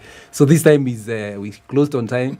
Now we're having the usual Kenyan challenge, Kenyans trying to find out who they know within the bank. Please register me. It's too late now. It's too late. It's closed. It's closed. It's closed and gone. Yeah. Also, there's been now the progression of Nairobi and roping in other runners from other parts of the country and other parts of the world. Where are we running this year? That came out because of COVID. I mean, that time, obviously, 2020, that it was, we couldn't do the physical, we couldn't congregate all work in one place. So we introduced the physical, the satellite runs. And in some of our branches, especially in Mombasa, Kisumu, Kakamega, it's very, very popular. So we let that happen, and it has gone very, very well. In fact, even just last week, we had the marathon in Juba. There was a community there that said, "Hey, we want to participate. Just send us all the materials, send us the logos that we need to do." And we had an excellent run in Juba last week, on the last Sunday. So the popularity has grown. And now what we encourage is, if you're not able to physically come to Nairobi, from wherever you're in the world, run. Just run. One of the trends that one sees in this country, in fact, that's what I was looking at, is we are experiencing a proliferation of marathons. Like, well, there was one which was aborted, the Eldoret Marathon. There's the 10 Marathon on the 12th. Now, would you say, and all of them have a theme, interesting, would you say, even if one was to stretch one's imagination, that the Standard Chartered Nairobi Marathon has actually opened the door and influenced people into understanding that a marathon is not just a run. There's a lot more. And I'm saying that because I'm looking at the themes that these marathons have. It's a theme that has to do with something that benefits people. Yes. Yes. That's correct. Because even if you look at all the majors, that's what they do. Whether it's Berlin, New York, Chicago, it's not just a run. First of all, they are raising money for charity. So, and there's a theme. They are raising money for a reason. That's the same thing. That's what we do for us when you are raising money now for our future makers, for our community projects. So, and that creates. You don't want just to run for the sake of it. You don't want just to tell people come run. And we are excited that we've opened the way. We've opened the doors for when we see the proliferation of these marathons. We are very excited when we see that. Because also, at the beginning, when I talk to the people who were there in 2003, 2004, it was tough to start. I mean, telling people you're closing roads. It was unheard of. What do you mean you're closing the roads? On a Sunday. On a Sunday. So, but over time now, the kind of partnerships we developed with the various stakeholders, whether it's Nairobi County, the Kenya Police, and a lot of other stakeholders, everybody is aligned in terms of when you start the planning around the month of April, March, April, when you start the planning, people know what they need to do. And everything just sinks in, and now it becomes easier. So I believe that has opened the doors. So if it's in another city, they want to do a marathon, whether it's Eldoret Marathon or Mombasa Marathon or wherever, the authorities there or the people know what needs to be done. And we have led the way. And we are very proud of that. This is great because I remember the last year when we had a conversation around the marathon, and we said, you know what, people are getting into this lifestyle of being a little bit fitter. People are getting to a place where, and a lot of it was contributed to because of COVID, right? And people were stationary, and then you started to get cabin fever, and so then people started to come out. The marathon was then something to look forward to because then it helped you have a goal and you could set it for that. So a lot of people got into that, and we've looked at the progressions that were made over time. Why this is also extremely exciting is that because you have twin goals, that you can do your fitness and participate in this world-class marathon, but at the same time that you register for a marathon that helps you be directly involved in making, even if it is one person's life, better. And Exactly. We've seen the progression over that over the years. You've given us, fantastic stories of how lives have been changed. And the question then is, how much more would this marathon want to do? Because that's essentially what it is. This marathon is making sure that lives are being changed, that those who are, a little less advantaged have an opportunity to, be part of something that could change their lives. How much more are we seeing that we want that to grow over the years? In as much as we are saying we want the marathon to grow, I think definitely we'd like it to grow, and that's why. And apart from the direct link that are very, very specific, because the registration fees goes to the specific, you want to help change people's lives. What is another big impact you want to create? The sustainability matters, so that when you run and you go away with a tree, you're making a big contribution. We're talking about the Kenya Kwanza government. The president has talked about how can we increase our forest cover. So by just running, if nothing else, you'll go away with a tree. And not only that, you start getting interested. Because if you're just going away with a tree, you'll ask yourself, where do I plant this tree? How do I take care of it? How do I ensure it grows? And this is my contribution. So when all of us individually start saying, this is going to be my contribution to the climate challenge, this is what I'm going to do, it makes a very big difference. The impact also when you talk about the recycling all the waste, really, that's also, you're teaching people something that you don't have to, because you've had a marathon or you've had a major sporting event and then the whole streets are littered with dirt forever. We see what happens in our city after campaigns. It's full of posters all over the place. You're just trying to send a message that it does not necessarily need to be done that way. So apart from the direct impact that you make when you make that contribution, it's also to look the wider and say, how else am I ensuring that this marathon is sustainable, and I'm actually, by running, I'm leaving this environment better than I found it. Mm-hmm. Do you want to add? Oh, I think that's well covered. The part that you've touched on health is important because another impact we want to have is with persons with disability. So with time in the marathon, we've developed the wheelchair race. We have a 21 kilometers wheelchair race, but we've expanded our partnership. And last year we had persons with other disabilities, hearing disabilities, seeing disabilities, participate in the corporate challenge and in the 10K. And now this year we have some on the 21K. So it's also providing a platform for persons with disability to compete. So lots of impact. Yeah. And also with persons with disability, what we've done this year, and we are doing a lot more this year, is organizing training for them. So that they for the last, since the month of July, they've been under a program to train them. Because it's very easy to say you register then show up. But a marathon, you don't just show up. No, it can be pretty tough. But seeing them really being trained, and then during that training, they are getting training on not only the races themselves, but also on nutrition, how to take care of themselves. It makes a big difference. We've seen the impact it's creating. So it's not just the runners, but also when we see the people with disabilities, and that's making a very, very big impact. Time for a break. It's 7:30. Kenya's biggest conversation is hosting Karaoke Njoroge. He's the managing director and CEO of Standard Chartered Kenya and East Africa. Peter Getao is the chairman of the local organizing committee of the Standard Chartered Nairobi Marathon. The 20th edition is going down this Sunday, flagging off at Uhuru Gardens, running along the southern bypass. We're discussing more and more about it, the impact, the theme for this year, the thinking behind the Standard Chartered Nairobi Marathon, and the impact that it has had so far. 20 years is actually a big achievement. When we come back, this conversation continues. Now it's a more opportunity to, now that the bosses are here, to pitch to be the next VO for Standard Chartered. Standard Chartered, here for good. So boss, niko hapa for the next.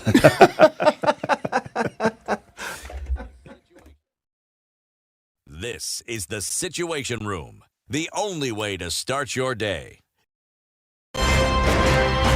It's critical that people pay taxes. But then taxation has to have a limit. When you start overtaxing people beyond certain limit, then this is now we call robbery with violence. We are all struggling, but we don't show. If you're not doing well, shame on you. But you have to say, I'm broke and I'm struggling. We are not okay until everybody is okay. We are pretending to have political parties. Why don't we just be honest? And we say, these are the Luyas, these are the Kambas, these are the Kikuyus, and we find ourselves in Kenya. You know, with politics and leadership, no matter what you do, there will always be a complaint. There will always be the assumption that you're either stealing or you're not doing things right. As a leader, don't fear. If you know you're doing the right thing, you've thought about it, you've got an expert advice, do it, then understand later. This country, we don't need prayers. Prayers is between you and God. Good governance and thinkers who care about the country and not their stomach. That's what we need. The Situation Room, Kenya's biggest conversation. All right, sunny conditions in Nairobi this morning at 17, highs of 26 and lows of 15. And we'll see lows of 13 in a sunny Nakuru at 15, going to highs of 25. It's sunny at 17 in Nyeri with highs of 26, and we'll see highs of 25 in Eldoret, where it's sunny at 15. Mostly sunny conditions in Mombasa, going to highs of 31, and sunny at 27 in Malindi, going to highs of 32. It's sunny at 20 in Kisumu with highs of 29, and Kakamega will see highs of 28 and lows of 16.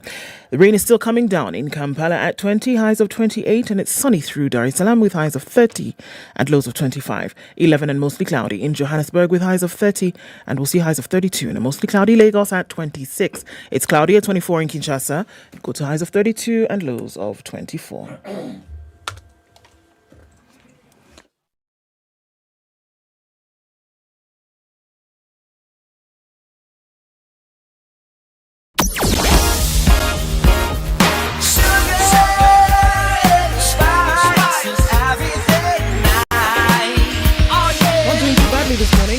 A little bit of it on the Thika Superhighway to be expected past the Outer Ring Junction. There's a little smidgen of traffic coming in from Outer Ring itself, but as you go down the Thika Superhighway into the CBD, you'll be all right until you get to that survey going towards Pangani at the underpass, it's going to slow down considerably there, and we'll look at a bumper-to-bumper situation for a minute. Kiambu Road also busy, not too many lanes, as is the practice every morning. One to watch for. Limuru Road also, we're looking at inbound traffic, some here and there. Coming in from Kangunda Road towards that junction on Outer Ring is busy. Langata Road is giving traffic this morning, and it's heavy. Coming off Magadi Road, coming in from Gong Road itself, out towards Langata Road, that's really busy. Thing to watch. Let us know what's going on where you are. SpiceFM KE on X.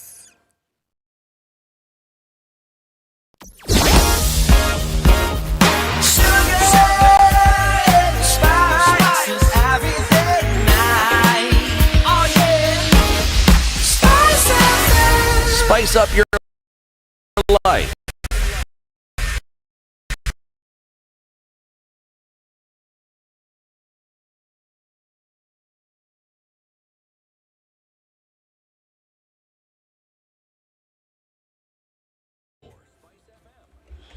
Twenty-five to 8, our conversation continues about the Standard Chartered Nairobi Marathon, the 20th edition, going down this Sunday, the 29th of October, 2023. We have in the studio Kariuki Ngari, the MD and CEO of Standard Chartered Kenya and East Africa, and Peter Getao, who's the chairman of the local organizing committee of this Nairobi Standard Chartered Nairobi Marathon. Peter, you've mentioned a number of times when we're having this conversation, the elite runners. Who's an elite runner? Who's this Mheshimiwa? Okay. So we've structured the race in such a way that there's an opportunity for those who are running professionally to run and get a time that they can use internationally. So elite runners are runners who have run within a certain amount of time, depending on the race, 42, 21, and 10 kilometers. And therefore, they are recognized in the race, and they are allowed to be at the front of the race as we take off. It's an exercise that takes some time, because you've got to go to the history of the runner. You've got to check how they've performed in the past. This year we have about 300 people who have put their hands up as elite runners, and Athletics Kenya is helping go through their databases just to confirm that. On average, we get about 150 to 180 elite runners. So that's an elite runner. So this time it's like double. It's like double. There's been a bit of impact for some races that have been cancelled in the country, so that has meant that people who are training will now be able to participate in this, because they hardly run more than one race a year, maybe every 6 months. So that's what we're looking for. We're excited that we've got that interest, and we've made some adjustments to also accommodate them this year. What is it that attracts an elite runner to the Standard Chartered Nairobi Marathon? Where would somebody now say, all right, I'm an elite runner, I'm a professional runner, I will use the Standard Chartered Nairobi Marathon as one of my races that are programmed for this year? Yeah. So over the years, what we have done is established an AIMS certification. So the route is measured and certified by AIMS. So what that means is that if you run the Standard Chartered Nairobi Marathon, you can use your time to then enter into other races, including world majors. So that's one of the key attractions. We use technology, cheap technology, through the race, just to make sure that results are credible. So that allows that qualification to be a credible qualification that they can use for other races. Yeah. So tell us about the virtual run, because folks who can't be there on the 29th for one reason or the other then have an opportunity. I think it's a fantastic thing. But then exactly how does that work for folks who are saying, is it, okay, I've registered, but I want to go virtual. What do I do? And why come up with that? Obvious, because, Yeah. So the virtual run was quite relevant during the time we had COVID restrictions. So 2020, especially 2021, when we were opening up. What the feedback we got is that people want to run physically, they want to congregate. So what we did, we made satellite run. So instead of a virtual run, we've got satellite run. So like in Kenya, we've got one in Kisumu, one in Kakamega, and one in Mombasa, where our branch colleagues have organized, with communities and partners to have people participate. So the virtual run was stepped down in that regard. But what we've always encouraged people is if you have registered, you can also run wherever you are, and you can participate, especially in the Future Makers Initiative and raising money for the charity. So we sort of stepped it down. I know a couple of years ago it was a big thing. We were running something within the website where you'd put in your time and you'd also qualify and get a certificate. So we've sort of moved it to more satellite runs as opposed to a virtual run. So, what are the times this year, this Sunday? By what time should I be at Uhuru Gardens? By what time is the warm-up? Who's doing the warm-up? Okay. Where are the water stations? Yeah. The medals. What color are the medals this year? So we've got a special T-shirt this year. We've got a special medal this year. So one time, you have that one. It's written 20 years. It's a special edition. Nice. So the 42-kilometer run starts at 6 a.m. So assembly time is at 5 a.m. The 21 kilometers wheelchair race actually starts at 5:45, just before the so 21 kilometer wheelchair 5:45. So assembly time is we're asking people to come at 5 a.m. for that. For the 42 at 6 a.m., we're also asking the participants to come at 5. The 21 kilometers race starts at 6:30. So we're asking people to come at 5:30, 1 hour before. The 10 kilometers is at 8. So we are asking that people start assembling at 7. And the 5 kilometers is at 9:30. So people can assemble at 8:30. Okay. This year we really want to appeal, for participants to come at the time when there are races. In the past, and we are really managing. Everybody was coming at the same time. The road closures, exactly. So the road closures are such that you can access the event venue throughout the day. Car parking is at Carnival Ground, so you can drive in at any time with ease. So in the past, we've had a lot of congestion, people coming in the very early morning, and everyone is there for a long time. Yeah. So we're encouraging people to come at those times to make it easier on traffic. We also encourage people to carpool as well. We are trying to conserve the environment, so if you can carpool, even the better. We've partnered with PTG, then you can use their electric bikes and electric cars as well. So we just want to see how we can minimize the crowding and also to minimize the damage to the environment as well. I have to ask this question. In your planning, do you cater for the vagaries of weather?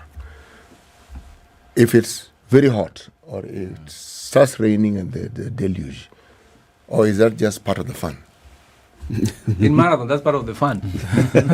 I mean, marathon, anything can happen. So, but the way it's looking, the weather forecast is looking good. We only plan that at where the main event is taking, the finishing place, where you are awarding the medals. That is where you can take care of that. That's where you'll put up the tent. But the rest is it's an open road race. So you handle what is there. People train for all sorts of conditions while running. So any of the runners, not just the elite, but any of the runners, if he trains, they'll submit the times. Yeah. Go ahead. No, please. Yeah, I was just about to say, in other races, for example, just before a race starts, they already are looking at the weather forecast. They're working very closely with the local Mets. They can say, so we are expecting this kind of wind this morning. We are expecting this kind of, temperatures and all that. Does the Standard Chartered Nairobi Marathon work with the Met to know, okay, so for example, Sunday, we expect that the sun will rise at 3 a.m. and there'll be a cold southerly wind by 6:45. Do you get such kind of details? Yeah. So at least for the elite runners. Yeah, in our local organizing committee, we have the National Disaster Management Unit, and they play two roles. One, they play the role of helping us anticipate. So this year there was a significant amount of time they spent on El Nino. What if El Nino happens? What advice would they give around that? And the second one is on emergency response. So in case there's something that happens that we need to respond to either medically or otherwise. So yes, we engage the authorities accordingly. As Kariuki has said, it's an what do you call it? All-weather sort of event. So whatever happens, you still run the race. But we do have that kind of knowledge within and skill within the local organizing committee. And also to manage, you talked about if it's hot. We have enough water stations for hydration. So that is something that we worked very hard with our partner Tetra Pak to ensure that we've got sufficient water for the runners, because that makes a big difference. Yeah. In the years that the Standard Chartered Marathon has been in place, do you have runners who began their debut of marathon running in Standard Chartered who have then gone to compete favorably in the majors? Yeah, yes, we do. We have, I think, two come to mind. One is Dennis Kimeto. Dennis Kimeto, at one point, was a world marathon record holder. His first international, or rather, his first road race was a 21 kilometers Standard Chartered Nairobi marathon race. So, quite an achievement from there, and over time, gone to the majors and broke the world record. We've got Irene Jerotich. I believe she won 2 London marathons. Again, started her career on the 21 kilometers Standard Chartered Nairobi marathon. There are quite a number of names. I think the way we look at it for elite runners, it's a launch pad. So we'll try our level best to present a route that's well measured and that's good to run on, and they can participate in the race, get their times, and then grow in their careers. You mentioned the majors and perhaps the aspiration that at some point the Standard Chartered Nairobi Marathon would be considered a major. What needs to be done so that you actually enter that particular league? I think first of all is to continue honing the organization of it, because that's what really they look at. The timing is very, very important. The distances, that they're accurate, and that's what Peter is alluding to, ensuring that the distances are very accurate. And then the entire flow, how it flows from beginning to the end, that is very, very important. Every year we learn a lot of things. We get feedback from the runners, so it's making sure that we are taking that feedback into account, whether it's the watering stations, how you start, especially with the elites. Are you ensuring that the elites are protected? Normally the elites will be in the front, but how do you ensure that they are protected? How do you ensure that in terms of anti-doping measures, it's being done and being done properly? And that is something that we work very closely with Athletics Kenya and anti-doping agency as well. Then how you finish as well. The finishing is also very, very important. And just the entire organization of it. If in case of an emergency, what happens, in case of anything that can happen within the organization, that is what they look at. And this time we've invited some officials to come and have a look, because we would like to get they call the World Athletic Label. And that is, to us, that would be a big thing. The World Athletic Label is a big thing, because once you get that label, then it means if you participate in this becomes very, very attractive for other international runners as well, because that's what people, it's the very, very top elite, that's what they look at. They look at what kind of race it is. Is it considered one of the majors? We don't want to keep on saying it's a launch pad. Not anymore. I think now we're 20 years old. You're an adult. But it could be both. I mean, it could be a launch pad. Exactly, for the locals. Yes, exactly. But then at the same time, it could be an A-listing. Exactly. But so it's working with those and ensuring that we fine-tune all those kind of issues to ensure that it's a world-class event, well organized, and it runs smoothly for everybody who is participating. Now I have to ask. Yes. Standard Chartered is not a philanthropic organization. Has all this helped the bottom line for Standard Chartered? Where, like after this, you'll be telling us shareholder value. Shareholder value. Let me say this: Yes. It's not all about the bottom line. It's the impact that you create to the society.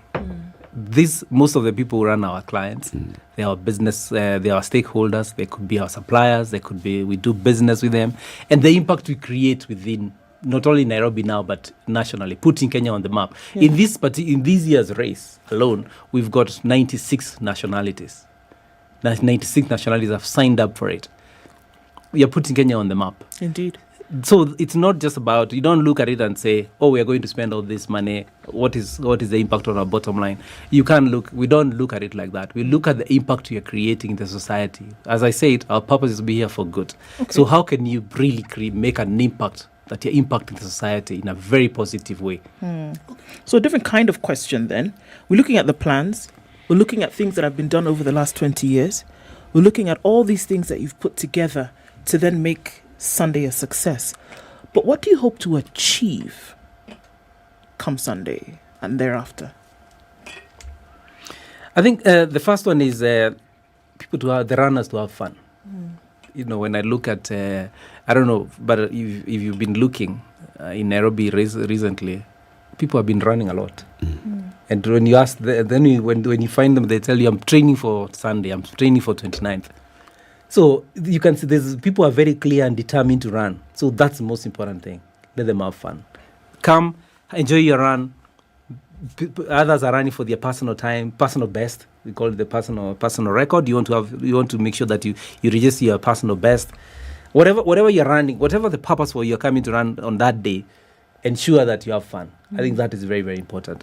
The second, we talked about the money we are raising for future makers. Yeah. That's our program for the impact that we want to create, whether it's on employability, education, and entrepreneurship. That's also very important for us. Third, we've talked about the trees that we are going to distribute, and we will continue distributing. We've set ourselves an ambitious target. How can we do 3 million trees? Marathon is one way of ensuring that this is an avenue for offtake of the trees, the seedlings that we plant. That is something else. And then also is putting Nairobi on the map and Kenya on the map. So if we can rest at 6 p.m. on Sunday and all those things have come, with happy runners, people have broken their personal best, families are happy, you introduce your child for the first time, they've ran. It's a great day. Yeah. Indeed. Think about it. When else will you ever walk on Southern Bypass in the middle of the road? Just like that. Why would I want to walk? You could try, but I don't know that you would come out alive. That's why you should run, so that you don't walk.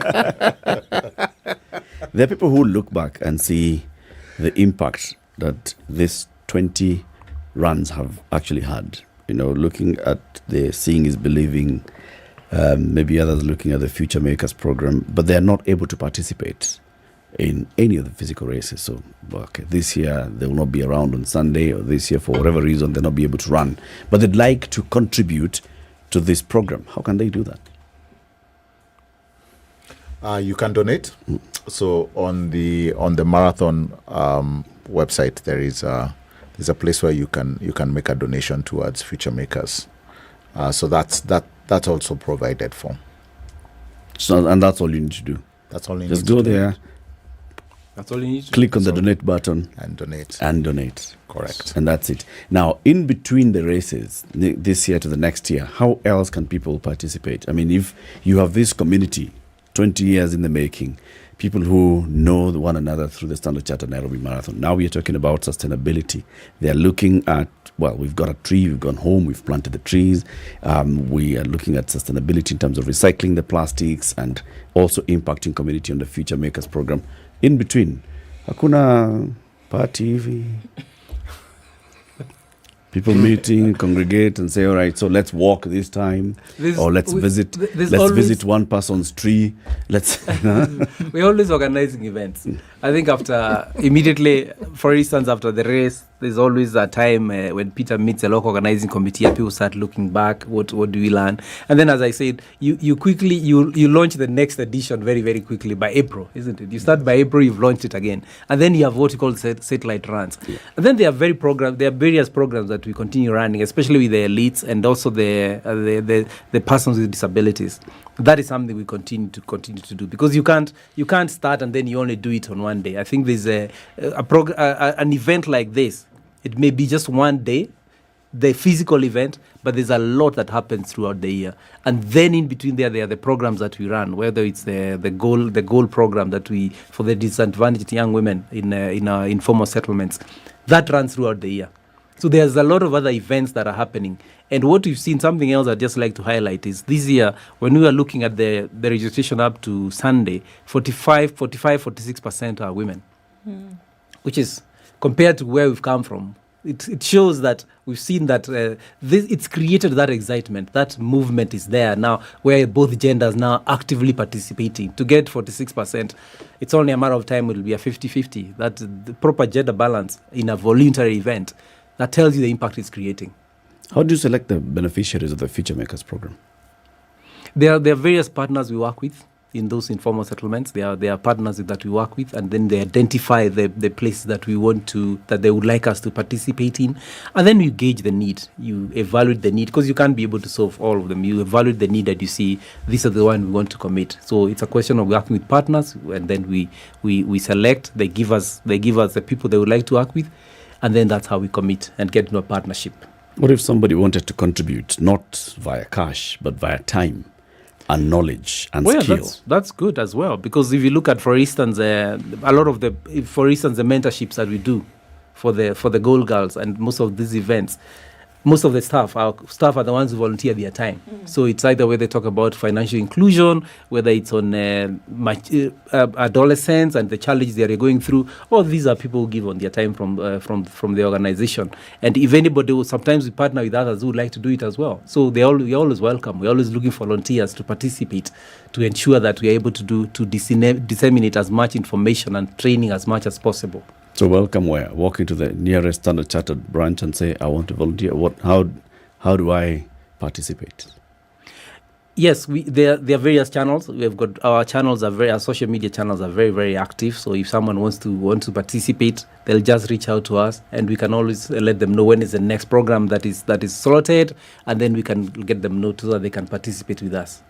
Yes. The Future Makers program, and even as we're winding down, the Future Makers program, is it something then that you see this will be carried over time? Obviously, you've talked about the successes of it, where somebody then has been able to, get a little bit of something, get educated, and then being able to start a business, for example. Is this a program now that will be carried well into the future? Because like you said, it started out with seeing is believing, it started out with, other health matters being taken care of, and then now going into the Future Makers program where you're building budding entrepreneurs. Will it go into something else, or does this look like a project then that can be sustained via the marathon futurely? I think it's going to continue for a while. Seeing is believing. We had set ourselves a global target of $100 million. Once we reach that target, we need to do something different, and that's what we did. Future Makers is going to be the same. We've just now started, and those three pillars that we focus on: employability, employment, and entrepreneurship. That will always be with us. Those challenges will always be with us, and we've just now started 3 years into it. So I see it. We are going to run with it many years, so that and then over time you're perfecting it. You know which is the best way of running the programs. Where are you creating the most impact? Where is the best place to intervene? Where does intervention work best? At what level? At what age? Which institution? We're just now starting. I think it's very, very early days. I think we've got a long way to go on this one to get to a level where we got to, like with seeing is believing. We got better with time with seeing is believing, and so will we with the Future Makers. Somebody's asking, Peter, what's the winner getting? Good. So total prize kit is 11 million. The winners of the 42 kilometers marathon, men and women, each get 2 million. And then it's different for different races. 21 kilometers is 300,000 for the winner, etc. So Total kit is 11 million. If you want to really make a payday, that day, come for the 42. This is it, eh? Win it and you get 2 million. 2 mic and 2 trees. Something big. One of the trees is a fruit tree. Yeah, it's a fruit tree. It's a big thing, actually, saying that, we're looking at having 25,000 tree seedlings distributed on that day, contributing towards greening the country as part of the big agenda of even the government. Let's actually make our country green again. And also looking at saying everything that will be consumed on the day, we are looking at how we shall recycle, how we shall make sure that we are not littering the environment. Asanteni sana for joining us this morning. Looking forward to seeing you on Sunday. Sunday we'll be there. And may records be broken. And you're doing the 21 kilometer. 5:30 a.m. is the time you report. Thank you very much. So, Yes. yeah, those who are running at 21 kilometer, it starts at 6:30 a.m. Report at 5:30. Those who are doing the 42 kilometers, 6 a.m. Report at 5 a.m. 21 kilometer wheelchair race will start at 5:45 a.m. 10 kilometer race is 8 a.m. and 5 kilometer race is 9:30 a.m. Well, keep it here for more conversations. Have a lovely morning. It's 8 a.m.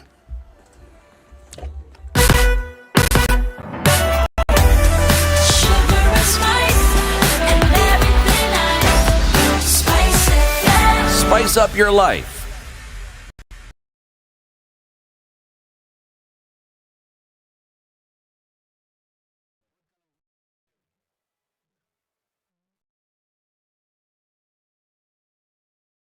Settle. President William Ruto has continued to champion for a change of narrative in regard to relations between Africa and the rest of the globe. Speaking at the Future Investments Initiative held at the King Abdul Aziz International Conference Center in Riyadh, Saudi Arabia, President Ruto said it is time to properly and fairly profile Africa's investment potential. Ruto went on to term as erroneous the perception that Africa is risky for investment. He added that Africa has incomparable resources and potential, especially in renewable energy and human capital. Any investment without Africa on the table is deficient, according to the president. At the forum, Ruto presented the Africa's climate positive growth agenda, where he highlighted progress in economic growth, regional cooperation and democratization. Meanwhile, Saudi Arabia has promised to use Kenya as a platform to broaden its forays into Africa. And yes, indeed, Saudi Arabia has said it will use Kenya's strategic entry point to Africa. Crown Prince Mohammed bin Salman, who met President William Ruto, said Kenya is a cornerstone of stability and growth on the continent. He emphasized the importance of Kenya and its future. Speaking during a meeting with the president, the Crown Prince noted that Saudi Arabia is committed to increasing investments in Kenya, with a particular focus on the renewable energy sector. Interior Principal Secretary Raymond Omolo has called on scholars and practitioners in the peace-building sector to collaborate with the government in developing preemptive and preventive solutions to the security challenges affecting the country. PS Omolo urged all players in peace and security sector to be actively involved in the national dialogue that seeks to strengthen Kenya's capacity to address conflicts in the country and the region at large, to bolster its capacity to address conflicts within and outside the country. PS Omolo disclosed that Kenya is in the final stages of reviewing its national peace-building architecture, with its unveiling set for later in the year as part of the wider efforts to promote sustainable peace. The National Police Service has denied reports of a siege by bandits on a general service unit camp in Baringo's Kapindasum location. Police spokesperson Risila Onyang clarified that the police camp was not attacked as earlier claimed, noting that the area was calm. A preliminary report indicated that a GSU patrol had come under attack by suspected Pokot bandits Tuesday afternoon at a river crossing. Police said a shootout ensued when the patrol team of GSU on board their vehicle were crossing River Kapindasum to the adjacent primary school on their routine security check. Deputy President Rigathi Gachagua's spouse, Pastor Dorcas, has rallied for targeted interventions to support the boy child as part of the efforts to reverse what she has termed as deliberate underinvestment on boys over the years. The Second Lady rooted for county-level initiatives during a meeting with officials of the County First Ladies Association. Her office said the meeting, attended by 7 county First Ladies, explored programs and opportunities where spouses of county governors can collaborate to scale up sub-national interventions. A househelp who was arraigned for allegedly stealing 1 million shillings from an employee in Shilling, Nairobi, has pleaded guilty to the charges now appearing before Milimani Senior Principal Magistrate Mary Njoroge. The accused Rosalyn Kahega was charged with stealing money contrary to Section 268(1) read with Section 275 of the Penal Code. According to reports now, the court heard that Kahega, a part-time domestic worker who hails from Vihiga County, stole 1,050,000 shillings from her Sikh boss bin Abdi Mohammed on October 13th after being contracted to clean her house. And Agriculture CEC Busia County George Mukok has said that the county government is in the progress of providing training and registering more than 600 people who will help provide training to farmers in the field. Mukok calls for move and part of the strategy to revive the industry, which has been relied upon by the county's residents. We are recruiting about 70 youths wale wamehitimu kwa agriculture college tofauti. Tutafanya nao kazi, ile kazi inaitwa farmer profiling, and we are working with them for 25 days na tuko pamoja na county commissioner. Sisemi Butula peke yake, we are recruiting the whole county and we are working with about 600 youths who will benefit from this mradi. Mtapata kitu kidogo ya kuweka kwa mfuko. He also added that cotton farming is what the Busia government aims to use to revive the economy while encouraging Busia farmers to embrace flower farming as well. Pamba ndio itafufua uchumi wetu. Kuhusu pamba tena mumeletewa store hapa na tuko na mpango ya kumake sure last mile store, kila ward itakuwa na store. Through national government, PS Agriculture ametuahidi mbegu ya sunflower. Hiyo pia tutapata na tujikaze. This is News. I'm Dennis Aseta. Good morning.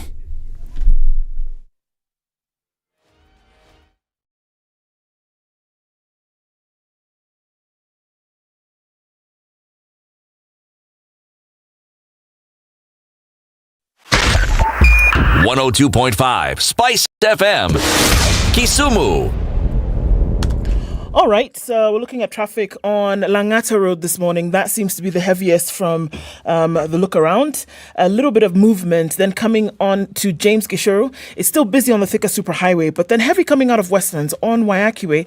There's some traffic heading out towards that Westlands roundabout. Not quite sure what's causing that, but we're going to check and see. Let's hear from you guys who might be there. Coming in from Runda, there's traffic then heading out towards Ridgeways, and then some movement also right around United Nations Avenue. Into the CBD is where most of it is happening this morning, and we're going to keep an eye on it and see how it develops. Let's talk on SpiceFM KE on X and keep things moving this morning.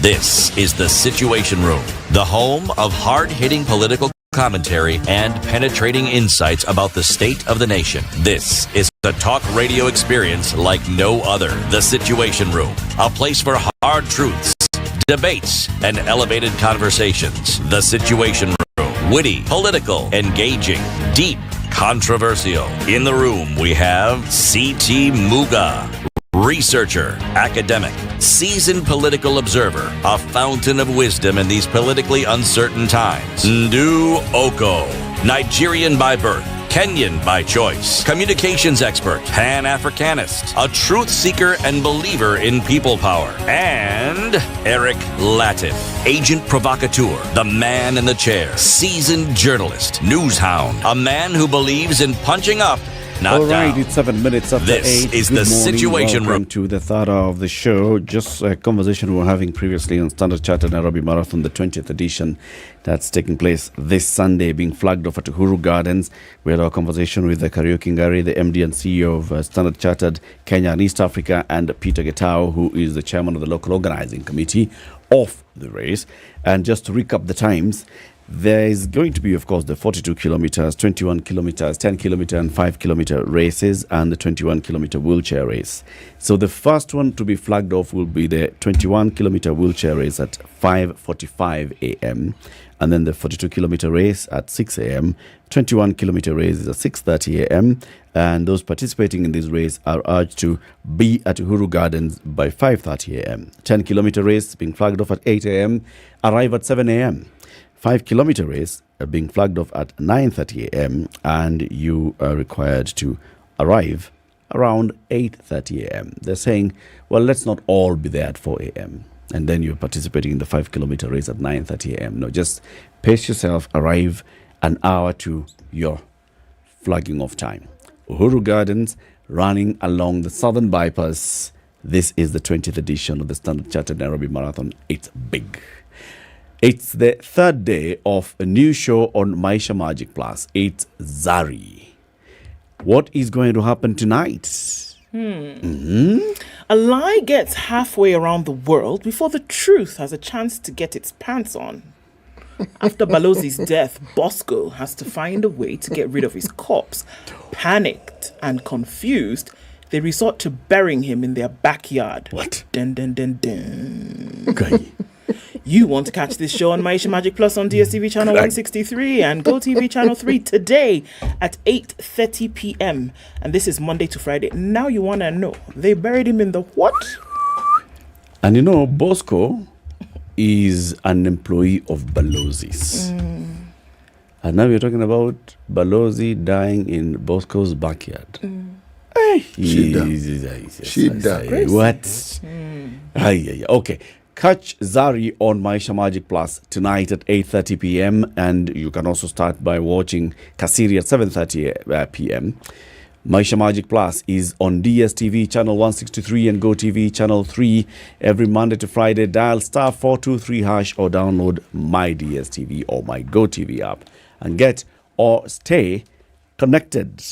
Stay connected is also something that Kenya Power would like to remind you that, you know, we can get connected onto the grid and stay connected on the grid. And the grid, hopefully, will stay connected to you. Energized. Powered. Hasa hapo ndio maneno iko. Now we have the Managing Director and CEO of Kenya Power joining us, Engineer Dr. Joseph Siror. Good morning. Good morning, sir. Welcome to Kenya's biggest conversation again. Thank you. Last time you were here, I wasn't here. But I was watching and I was like, all right, kumbe hii ndio maneno inaendelea hii. Okay, so we'll have a conversation, and also there are very many questions that have been asked of Kenya Power for a long time. We'll open up the phone lines at some point so people can engage you directly. Various issues from connectivity to tariffs to billing to you will hear. City has the day's proverb. And this week the proverbs are from Zanzibar. Yes. Ukipenda boga, penda na ua lake. Engineer, listen to that carefully. Ukipenda boga, sio mboga, boga, penda na ua lake. Do you get it, Engineer? What is boga? No, I don't know what boga is. But I think from what he has, or how it appears, it recognizes the fact that when you take something, you must take it the way you find it. Take it as is. Exactly. Like possibly when you take a rose, it may also have some thorns on it, but it is beautiful and it's good. But there are certain aspects of it you might not really, it may not be to your liking, but the fact that you've opted for it, then you have to take it with what it comes along with. City? Absolutely. Now, the English translation is, if you love a pumpkin, also love its flower. So you are absolutely right. It's about a pumpkin. So boga is pumpkin. Okay. Yeah. So if you love a pumpkin, also love its flower. Yes. Sabi sana. Sabi sana. Now, there are very many things about Kenya Power. I just want to start with when we had a big power outage the other day on IMD, what was it? The nationwide power outage. There was a lot of conversation. People tried to explain themselves. The others were not trying to explain. There was so much happening. And then questions were being asked, but why is nobody living at Kenya Power? But before we talk about living, what exactly happened? Agreed. Latiff is something that operates, that has a lot of complexity in it. I think at times when we see the power is on, it may not be very evident what is involved for that power to actually be there. There is one of our most crucial installations, which is the National Control Center. And this is the center of activity where when you see power flowing at any part of the country, then it means that there is a team who are really actively looking at ensuring that grid is available. In Kenya, for example, apart from what is called the off-grid stations, and the off-grid stations are the ones which are running on generators, the likes of Lodwar and some far-flung towns, those ones run on their own generators, but the rest of the grid is connected. What I mean by connected, and I think you had even mentioned such a word, energized and connected. What that means that what happens in one part of the country will also affect the entire grid. In an interconnected grid, you have a failure in one part, and if you don't manage it well, it can cascade and you get a total failure. Now, in terms of for power and for even this place to be receiving this power, there are a number of interventions at different levels. At the most critical level or the initial level is generation. There are those who generate this power that we're using right now. And this generation, again, may not be in one location. Like the biggest generations could be the hydros, which are in the Seven Forks. We also have, not even the hydros actually, geothermal now is the highest. And when you look at geothermal source as a source, Latiff, we have a capacity, or rather the generation capacity for geothermal right now stands at 940 megawatts. And the next in line is the hydros. The hydros do about 839. And these are hydros that are spread. Of course, the largest, like I said, is the Cascade. That is the Seven Forks. But we even have one on the northern part of Kenya, which is called the Tarkwel. And that one generates about 106. But when you sum the total of all that is generated from hydros, it comes to 839. The next in line now would be what is called the variable renewable energy sources. We are talking here about solar and wind. And here we have the largest plant being the Electrocana wind power.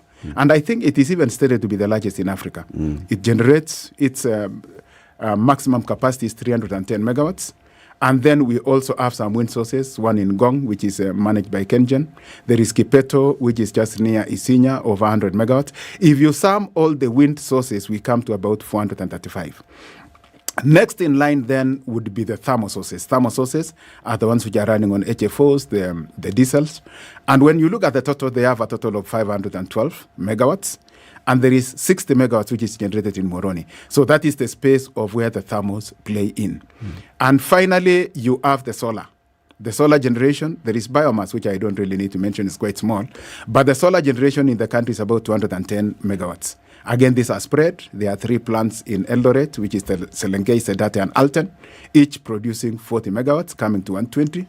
There is Garissa Solar, which is by REREC, which is in Garissa, about 55 megawatts.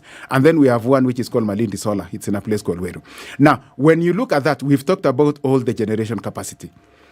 To move this power from where it's generated, like I've alluded to, these are spread across various corners of the country, is now where the transmission comes in. And maybe just for the sake of the listeners, what does happen at generation level? We generate at a much lower voltage. At times, it's about just 3,000 volts to about 11,000 volts.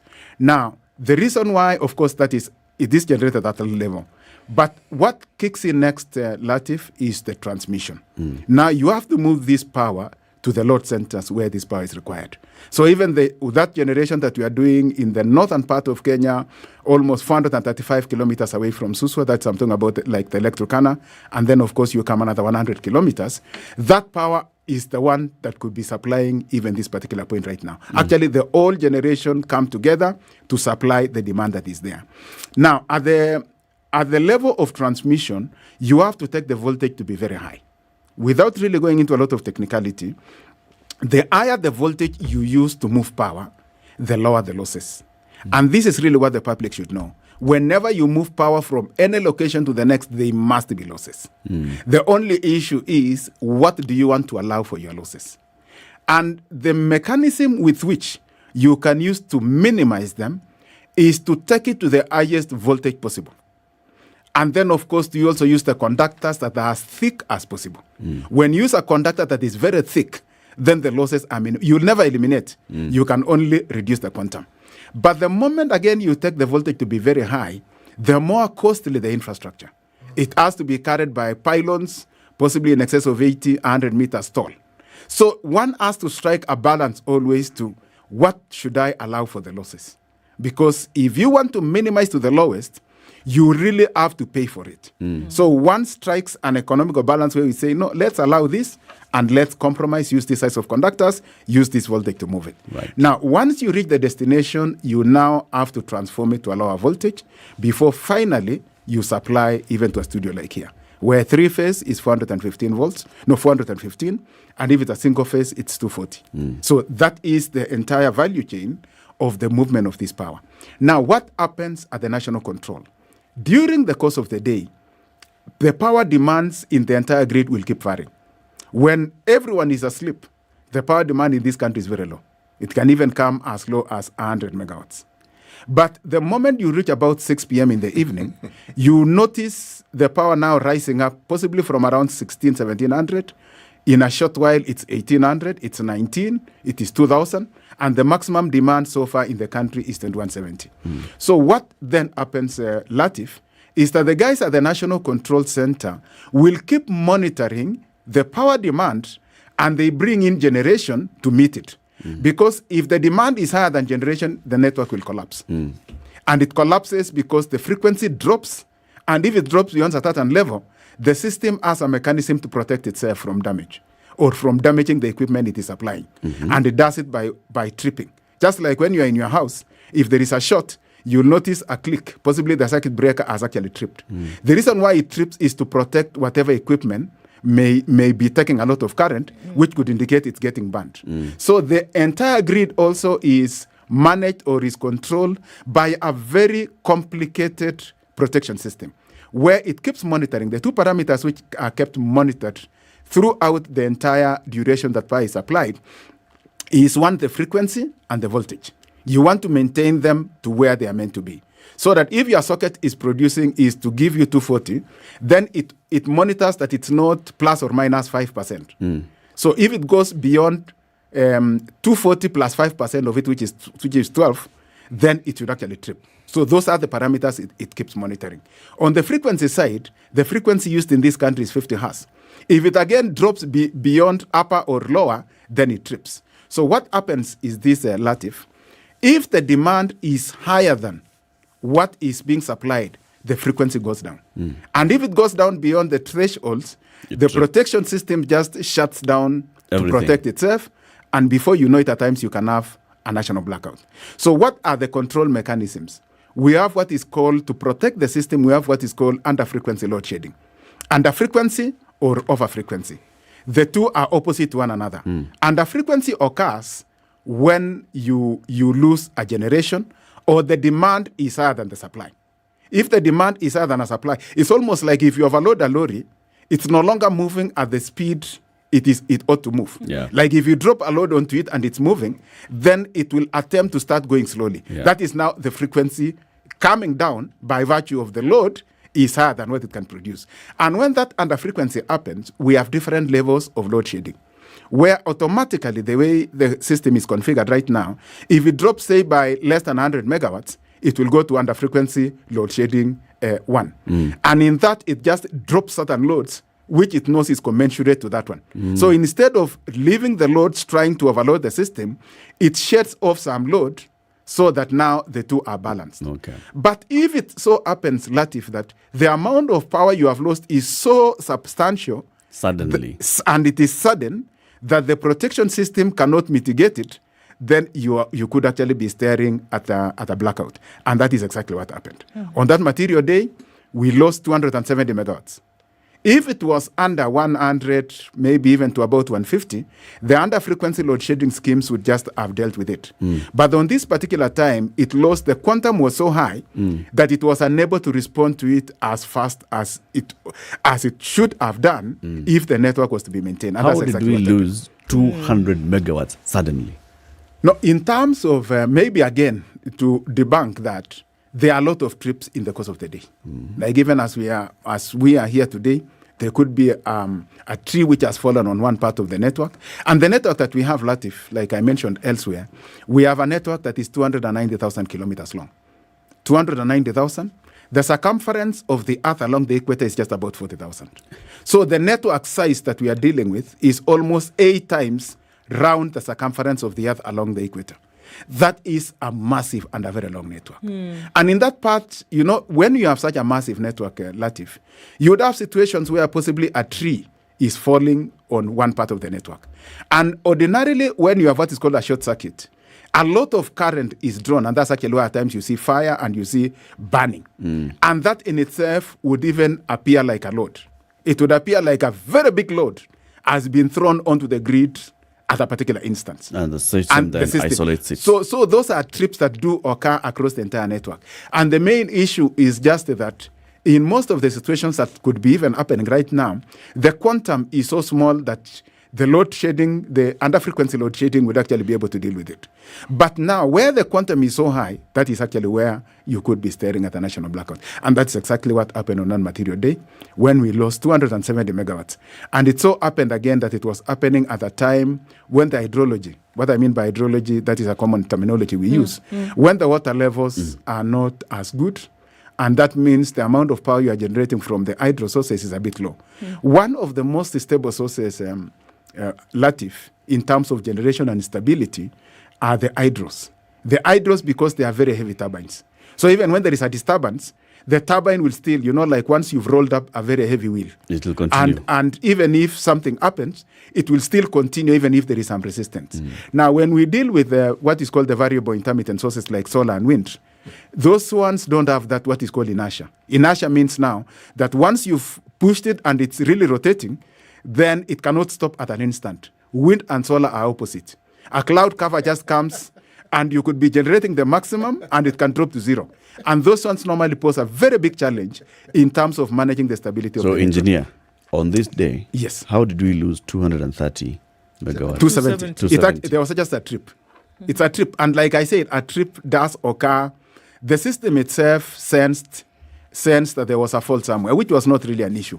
A system can always misdiagnose and possibly something unrelated, it may think that is a risk and it starts protecting itself. So do you know now what caused the trip on this particular line? Because it obviously is a trip from one transmission line that is feeding from one generator. No, it's actually a generation that tripped. Okay. It's a generation that tripped.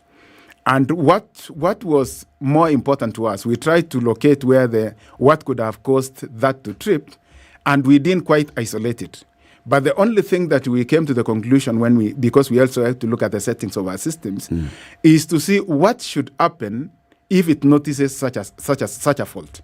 And on this particular instance... So wait, before we even go to what should happen, we are saying that today we do not know what caused the trip. Yeah, we don't.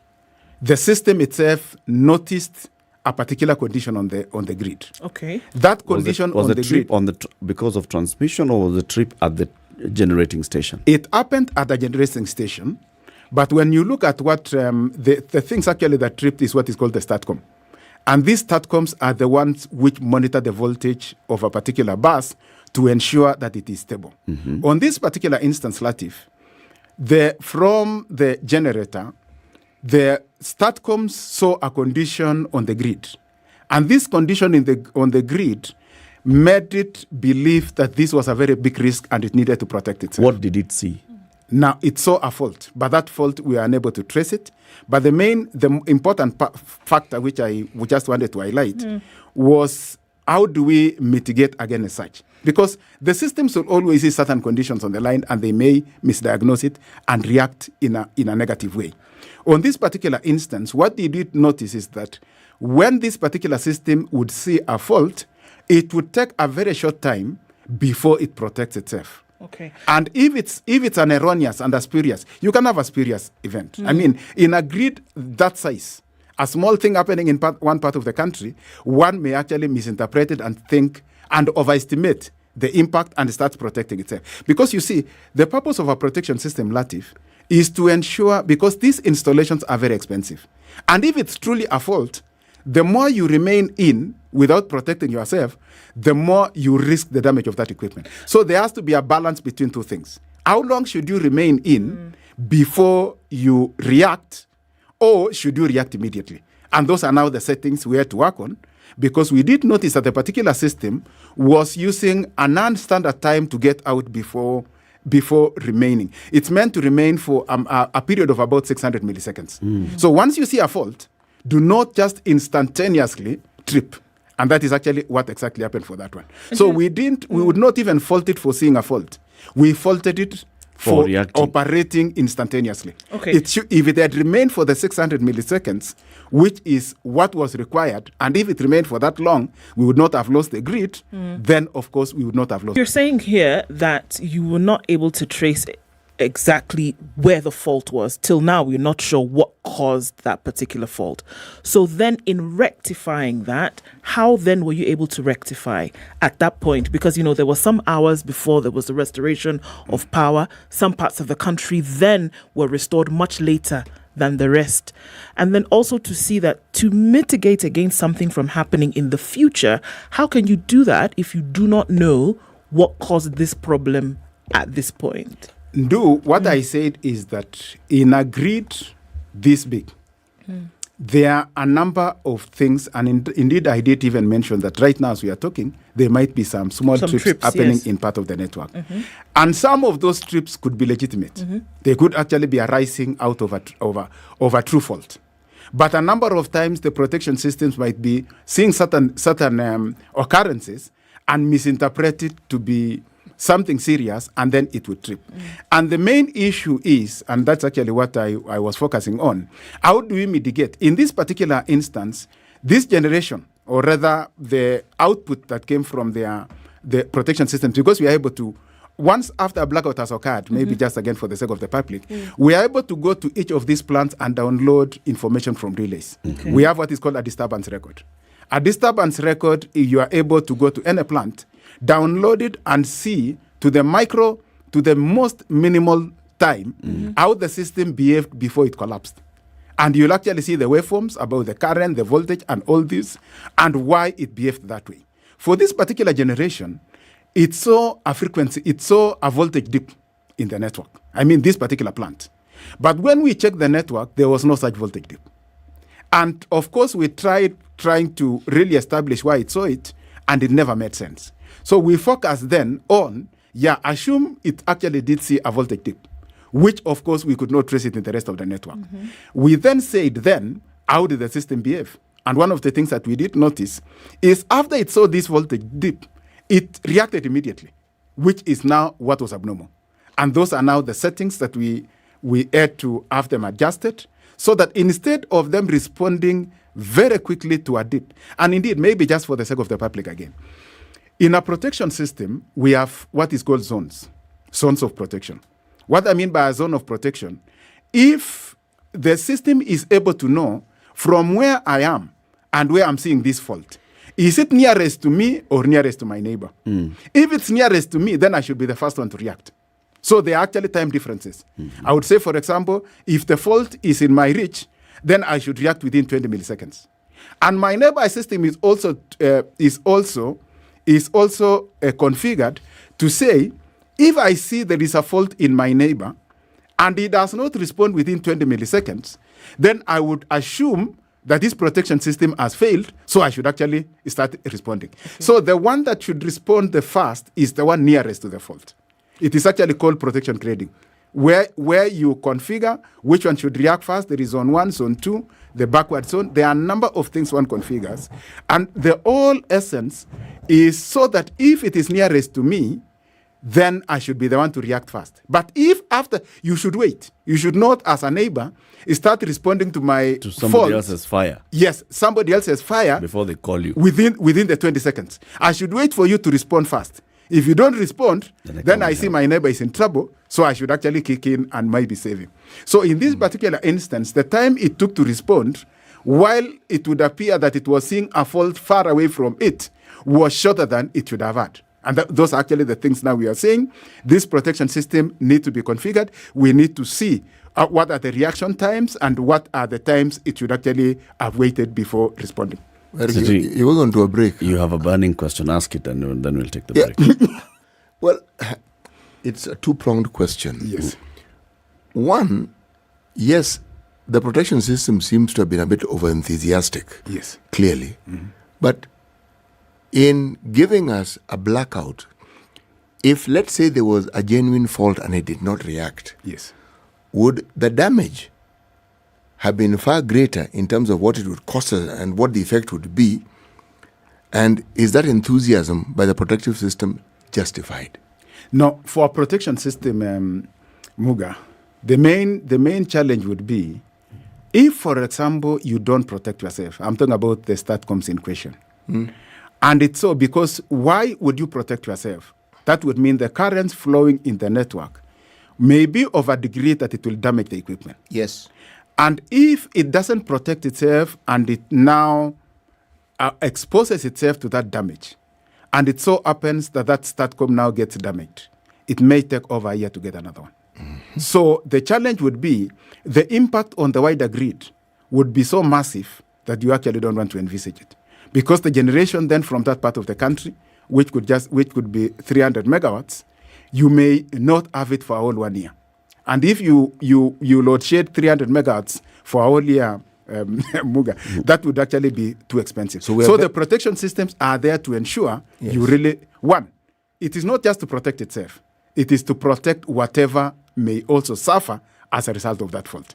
Because that would mean if it's a true fault and it could be a factory catching fire, then if I don't disconnect and trip this network, then that factory may be staring at a complete damage of that equipment or of whatever equipment they are using. So the whole essence of protection system is really to do that, protect. So the lesser of two evils is that blackout we experienced. Exactly. That is, if it was a true fault. Yeah, that is true. Let us take a break. If it was a true fault.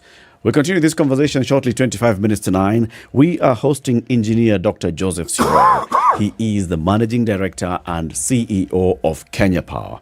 The first part of this conversation has been on what happened on that day that we had a nationwide blackout that actually took very many hours to rectify and bring everybody back up on the grid. What exactly caused this? And then how do we mitigate against this? And how do we manage our power going forward? This conversation continues shortly. Don't go away. This is the Situation Room, the only way to start your day. If you go out of this country and come back the same person, then you have a problem. Buy land, 1 million. Put it there for 5 years. What's the purpose? It'll have increased in value. No, that's the thing. That's darkness. That's an eclipse. You don't do that. I hope you don't believe that a hustler is a poor person or that all hustlers are poor. I've seen that conversation. Tell us, who is that? So who's a hustler? Hustler is a person who is making a living through hard work. Corruption in Kenya is a political accusation. The people who are actually corrupt are not pointed fingers at. Kenya is not free. Kenya imeshikwa na mateka. It's under siege. Have you seen that lodge on Nyeri Road? Very high fence. You can't even Windows sleep inside. up near the ceiling. Yes. And if you walk that midnight, you see bats the size of cows. And when it rains, it doesn't rain on that building. Yes. When you're at All Saints and it's raining, it doesn't rain on that building. The things people will believe. The Situation Room, Kenya's biggest conversation. It's sunny at 18 in Nairobi. Partly cloudy conditions coming in through. Highs of 26. And we'll see highs of 26 as well in a sunny Nakuru. It's sunny at 19 in Nyeri with highs of 26 today. And mostly sunny at 20 in Eldoret, going to highs of 25. Mostly sunny at 28 in Mombasa and 30 and sunny in Malindi. The rain is coming down now in Kampala, going to highs of 29 through Wednesday. And looking into a sunny Dar es Salaam, 27, we'll see highs of 30. 16 and cloudy in Johannesburg with highs of 20. And partly cloudy at 26 in Lagos with highs of 32. Cloudy at 24 in Kinshasa with highs of 32 and lows of 23.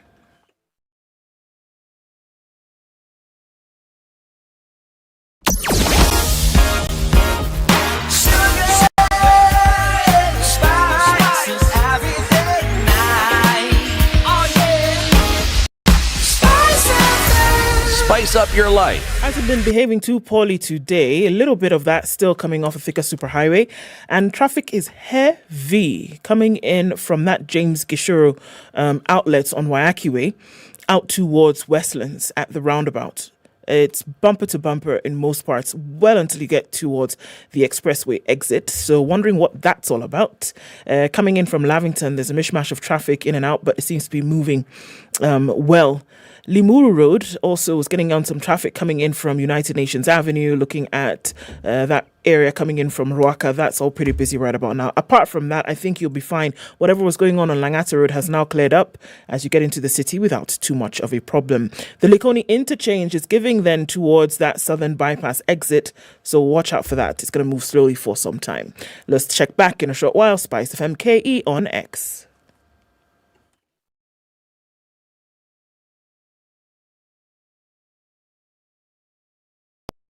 Are you ready? Okay. Spice FM. Mature, intelligent talk every morning. Spice up yourself.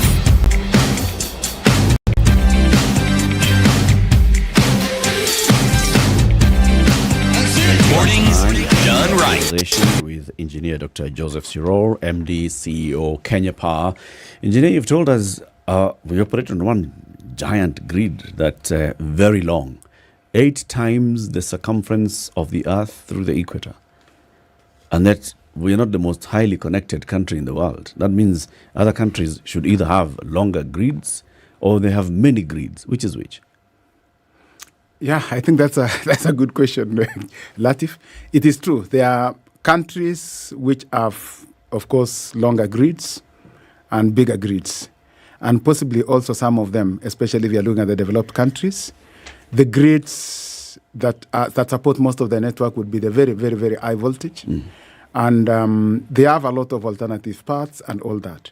But in our level of development, looking at even what has transpired over the last 10 years, Latiff, I think we are on the right course. Because if you look at where we were about 10 years ago, we had only 2 million customers. Today, we have about 9.2 million. That is almost close to 5 times. That's and big over just a 10-year period, that is really commendable. And if you look at 20 years ago, we had only 645,000. So really, looking at where we are today, vis-a-vis where we have come from, I think we are doing well. But also you've told us that when you keep seeing those constant blackouts, because you'll have a constant blackout everywhere in the country, there'll be a moment you go, power is out for 5 minutes, 10 minutes, 30 minutes, sometimes 6 hours or so. It's because of the system protecting the grid.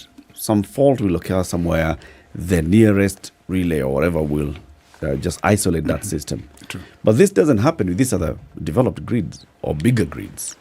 Why do we keep seeing so many trips on our grid? No, I think they do happen.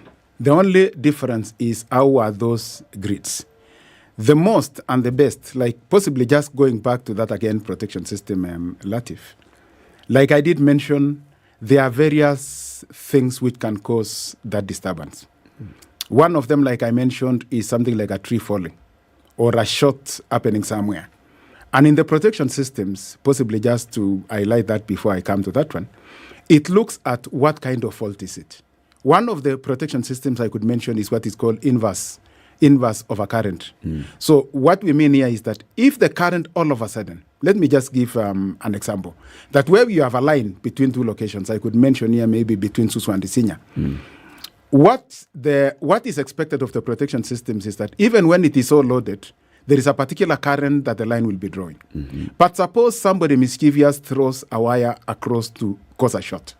Then the amount of current that would seek to flow to meet that short would be so high compared with what ordinarily that would be carried by the lines. So when it sees now a very big spike and a very high current, what the system has to do is that it looks at the magnitude. And if it sees that the magnitude is many, many times higher, then it knows that this is something I must react very quickly. And quickly it must. Otherwise, the damage would be very severe. So what is the difference between ours and the others?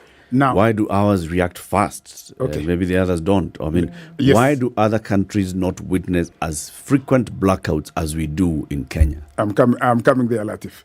What happens? Like if you are to look at Kenya, Nairobi, let me talk about Nairobi, for example, before the year 2017. The main generation, the main line that would bring power from Olkaria would be what is called the Nairobi North. It's a line, it's a double circuit line, from Suswa coming to Nairobi North, then Dandora, and it serves the other part of Nairobi. So what that would then mean is that in that past, that is 2017, if there was any fault on that line, you would have massive load shedding in Nairobi. You'd have several parts of the city without power source. So what is the best and what is the way forward in terms of addressing such a challenge? You have what is called a ring. You create a ring round critical load centers. What we mean by a ring is that you avoid the dependency of one supplying a major load center. So what did the country do? They introduced another ring to serve Nairobi. And this is the ring where you have a line coming from Suswa. It comes to a place called Lisinya, about 106 kilometers. And then it comes to the river, or rather it comes to Embakasi, which is another 56 kilometers. And then it serves the wider Nairobi. So what that would mean then is even if you lost the line, the Nairobi North line, as a customer, you'll not even notice it. Because the alternative path would actually be supplying you. So the main difference with all these developed countries is that they have so many alternative paths that serve the customers. So that one trip in one part of the network, you would not even know there was a trip. The fact would be that one would have come down, but you'll be getting supply from the alternate paths. So the main difference with most of these developed countries is now the number of these alternative sources that supply a particular customer. You are not supplied from a single source, you are supplied from multiple locations. And that is actually what is even happening in the country. It's only that if you look at Nairobi, there are still a number of stations. If you look at Nairobi, it's called a Nairobi Ring, which had a number of substations. One of them is in a place called Muga. I have a feeling it's going to be complete later part this year. There was, of course, the one in Isinya. That one is complete and functional. There was at the river, which was completed sometime last year. There is also what is called Mala, in a place called, at times it's called Mala. It used to be called Komorok, but that one is still under construction. So once all these rings are completed, then, of course, the impact in terms of the trips that may occur in one part of the network is going to be lesser and lesser. So the more interconnected, the more alternate paths that you have, what is at times called N-1 criteria, where if you lose one, you are still being supplied from another part of the country. As we deal with that, Latiff, then, of course, our challenges are going to be addressed much more. That is now from a transmission, distribution level. But when you again come to the issue of the sources, Latiff, and indeed I think Kenyans should know this, we are not now in a very good position in terms of our generation. We are actually at almost staring at a very big risk. And that is why, in fact, one of the conversations we have been engaging both the government and even the parliament is to lift the moratorium on generation. We are really staring at a serious issue. And the reason is that over this period, we have had very low rains in this part of the country, or rather in the country, and the level of water in the dams is really worrying. In fact, for the better part of the last 3 weeks, Masinga has actually not been generating. Zero generation. 3 weeks. In fact, it may be slightly more than 3 weeks. Or at times, if it generates, it's not generating the better part of the day. Maybe most of the day it's off, and then it generates just a few hours of the day. So when you look at the dam situation in the country right now, it is quite poor, what is called poor hydrology. And when you have to depend on the variable sources, I'm talking about the variable renewable in terms of the wind and solar, these are not sources which we regard as baseload. What we mean by it's not baseload, they can decide not to be available when you need it. And you see the average Kenyan, Latiff, they are told that we have a lot of sources. And this is really a myth that we need to debunk. How so? They are told that in Kenya we have an installed base of 3,200. Yes. And you see, in arriving at this 3,200, Latiff, they have assumed the 940 megawatts from geothermal is available. All of it. But the truth of the matter is, even as we talk, there may be a plant which is undergoing maintenance. How much of it is actually available, really available? At times, depending on what is, for geothermal, we call it a base load. So unless when it is being maintained, and those things do happen in terms of maintenance, you would be having possibly upwards of close to that 900 megawatts. Engineers, Cyril, please, I think it is important for us to break this down a little bit. Because there are folks who are sitting here and looking at the threat of load shedding. Looking at the threat of load shedding, because based on what you're saying now, that is a huge possibility if you have dams that are not generating at capacity because of reduced levels of water. Right? Now, when we look at alternate sources of power, solar, when you look at others. Wind, which we've been told is in copious amounts, but the generation factor is probably what we are looking at now as what you're explaining to be the reason why variable. It cannot be a reliable source. Now, this is what we need you to explain. If we are told it is available in copious amounts, but the generation factor is the problem, can you connect those two so that we can understand it as somebody who was going to grade 3 would understand? Now, what happens is that, like I mentioned, the wind expected, or what we call installed capacity, is 435 megawatts. But wind, is affected by many variables. I think, was it sometime last week, when I noticed Turkana wind power was actually generating 2 megawatts. Two, yes. At times it can even go to 0. And this is one, is meant to generate 310. But let me also correct the perception that possibly it's not a good plant. No. If you compare with other wind sources in the world, Turkana wind power is one of the most stable wind sources in the country, or rather even in the world. But still, the issue of intermittence it's an intermittent source. And an intermittent source means it can vary. It can drop. Sometimes we have strong winds, sometimes we don't have strong winds. And you need constant strong winds in order for this power to be generated. No, to meet the demand.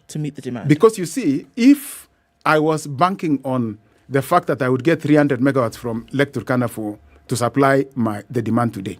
And it so happens, and indeed I think when it rains, those are actually the times it just drops to almost 0. So, in fact, I think it was sometime last week when I checked the total, and it was during the day, I think around 4 p.m. When I checked the total intermittent sources, what were contributing to the grid, and it was only 140 megawatts. And this 140 megawatts, what was it meant to be if all of it was available?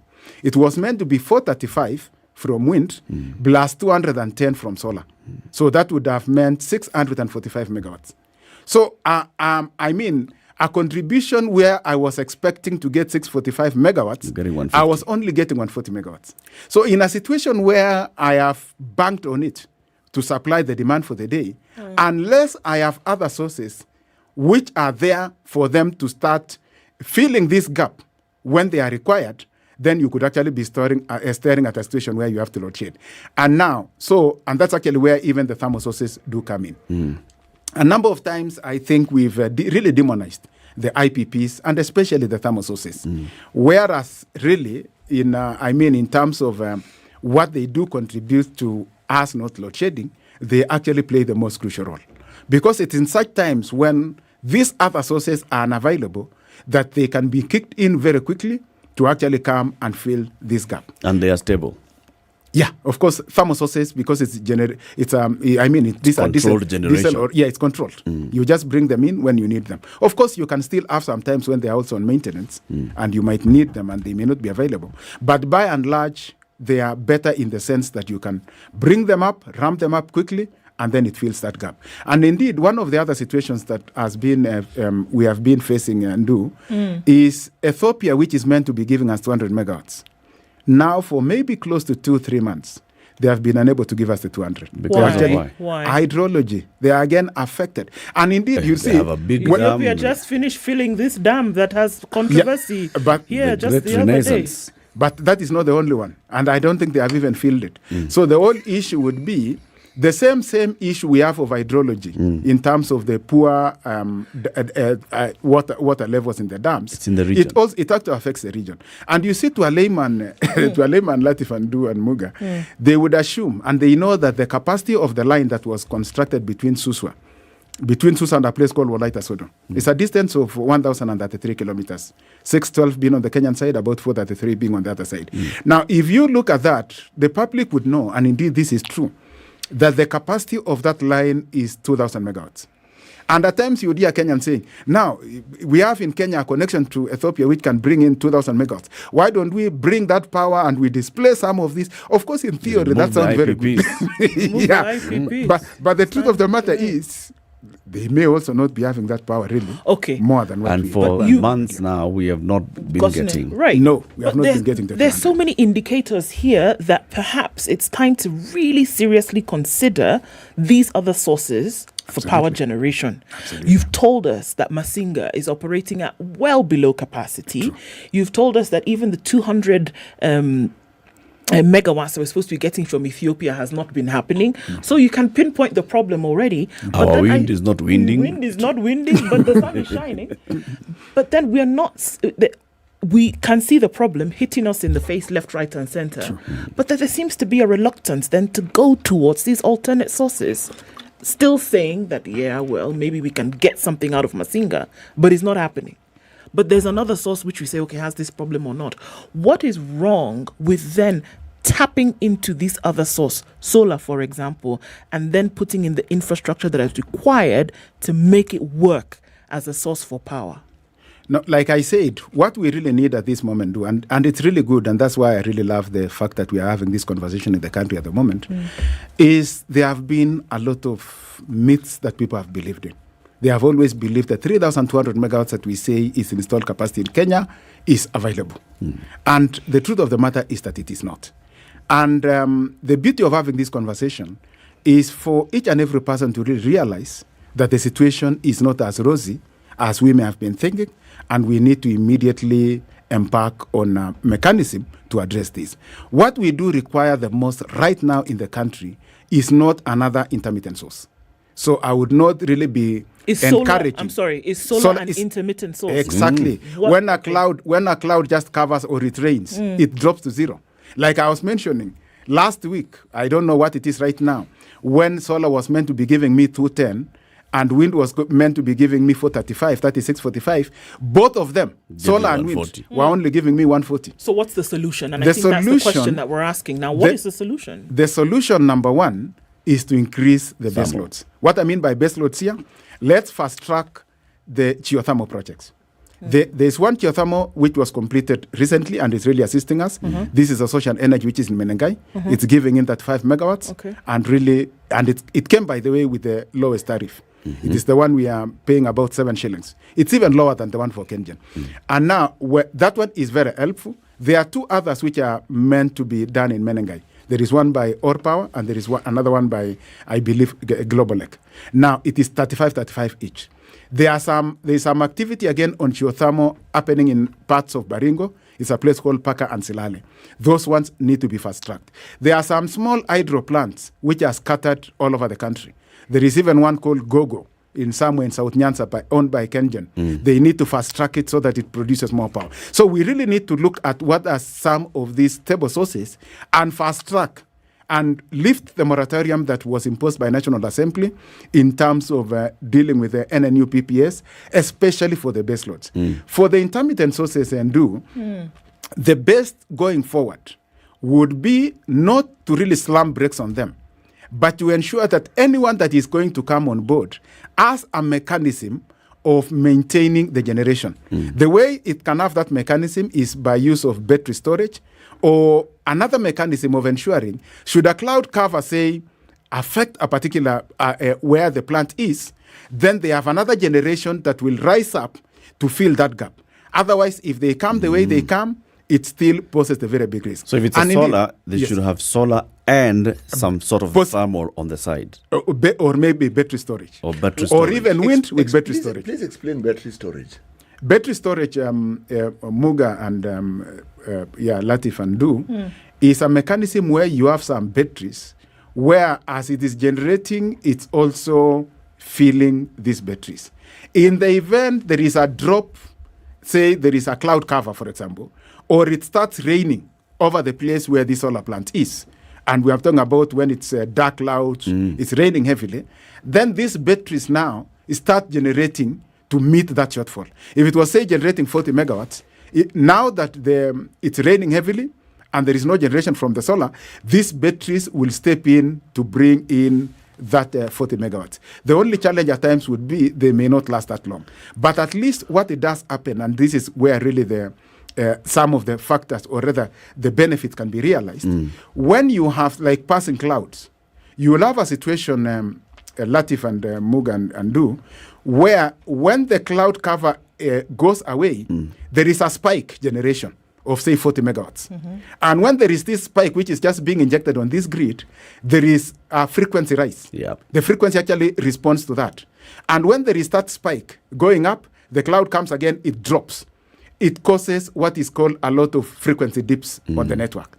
And that frequency dip alone, and indeed this has really affected the industry, maybe for the sake of the listeners, when there are so many frequency dips arising from these intermittent sources, I'm talking about from the wind and solar, you have a situation at times where the industry, sensitive operations which require constant frequency, they have to get out of the grid and they use generators. And that in itself is quite negative. So we really need mechanisms of ensuring we mitigate reliability. Again, no, it's more of quality. This is now more of quality sources. That is, you are generating constant frequency with no dips.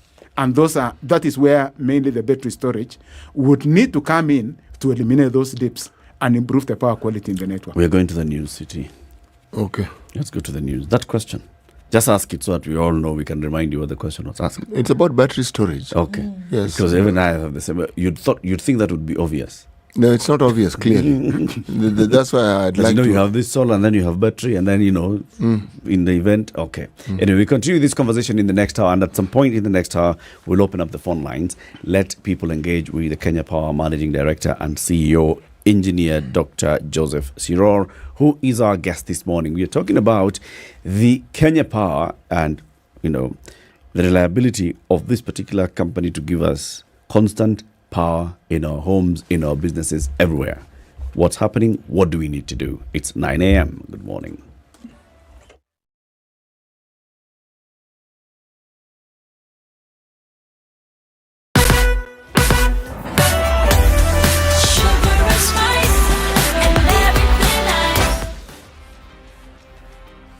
The news at the top of the hour on Vibes Radio.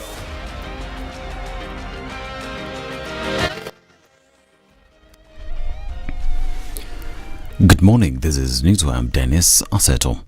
The announcement of the upcoming visit by Britain's King Charles III and Queen Camilla to Kenya has been described as a major boost to the tourism sector. Kenya Tourism Board says the visit by the Majesties will put Kenya firmly on the map for potential tourists and investors in the UK and beyond. In the period between January and August this year, Kenya received 1,167 visitors from the UK, up from 83,126 arrivals in the same period last year, an increase of 21.7%. Individuals engaging in prostitution could soon be exempted from prison time if a bill seeking to change the mode of punishment for offenders is passed by Parliament. The Penal Code Amendment Bill 2023, presented by the National Council on the Administration of Justice through the National Committee on Criminal Justice Reforms, seeks to have the deletion of sections 153, 154 and 155 by amending the Principal Act, also known as Section 4 of the Penal Code. NCAJ Chair Chief Justice Martha Koome and a NCCJR counterpart Appellate Court Judge Grace Ngenye submitted the draft bill for consideration to the National Assembly Speaker Moses Wetangula during a meeting on October 19th now. Section 153 imposes a hefty penalty on male persons living wholly or partly on the earnings of prostitution or soliciting the act in public places. TVET PS Esther Tara has said that it is disappointing that the research and innovations achieved by students from technical colleges have not been taken into account with innovations ending up in stores. Speaking at the opening of the second research conference, which includes experts from foreign countries, Tara reiterated the need to develop an appropriate policy to ensure that the hard work of students gives them a lifeline. We have been able to see breathtaking innovations, but it is sad to remember that most of these innovations and research are left confined within TVET institutions' compounds. It's sad to note that most of these innovations will be left in our institutional stores. Research and innovations have lacked industries and people of goodwill. If they can be fully supported, the products can be introduced to the market to offer solutions. On his part, Kitale National Technical College Principal John Akola says that TVET is important in solving the employment problem in the country. This conference serves as a vital forum for the exchange of ideas dissemination of research finding, and the creation of network that transcend borders and boundaries. We are delighted to host a diverse and distinguished group of scholars, researchers, industry professionals who share our commitment to advancing knowledge and innovation. Together we shall shape the future of education, research and innovation. Azimio la Umoja One Kenya Coalition Party will today know the fate of its proposed changes regarding the deputy minority whip seat. National Assembly Speaker Moses Wetangula announced that he would deliver comprehensive communication on whether Embakasi West MP Mark Mwenje would replace Sabina Chege. A Form 4 student has been killed while 9 houses have been burnt down and livestock stolen in Musunji village in Cheptulu, Vihiga County in a suspected love triangle. According to reports, the boy was killed by his colleagues after a disagreement over a girl in the village. In retaliation, the residents of the village attacked the suspect's home, torched it and then cut down plants on their farm. According to Hamisi Ruth Langat, the local police commander, 2 suspects were apprehended as a result of the raid. Nigeria's government is celebrating a landmark victory after a UK court ruled it was not liable for a multi-billion-dollar payout earlier awarded to a private firm over a failed gas project.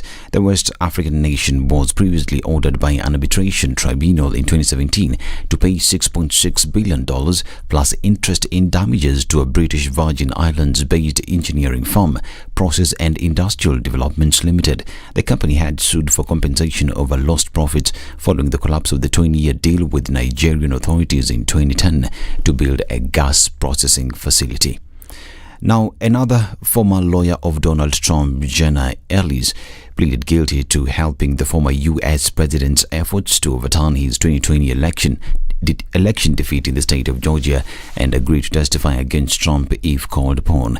Elise is the third member of Trump's legal team to reach a plea deal since Thursday, following Sidney Powell and Kenneth Chesebro, and the fourth of the 19 people charged in the sweeping racketeering indictment brought by Fulton County District Attorney Fannie Willis to agree to testify. Elise, her voice cracking at times, told an Atlanta court that she failed to do due diligence in vetting claims about voter fraud from other Trump attorneys. This is Newswire. I'm Dennis Aseta. Good morning.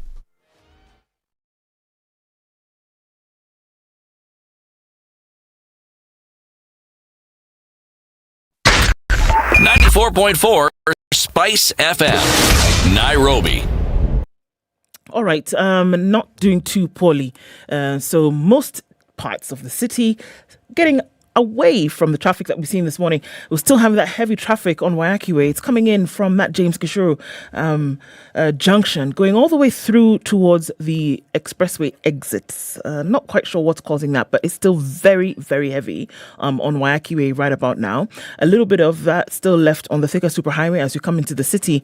And then we're also looking at traffic on Limuru Road. Will continue for some time. Apart from that, everybody's gotten out of traffic hour a bit early today, but those two areas, east and west, looking really busy still for now. So we're going to keep an eye on that. Let us know what's going on if you happen to be in that area, and let's try to keep things moving. This morning, SpiceFM KE on X.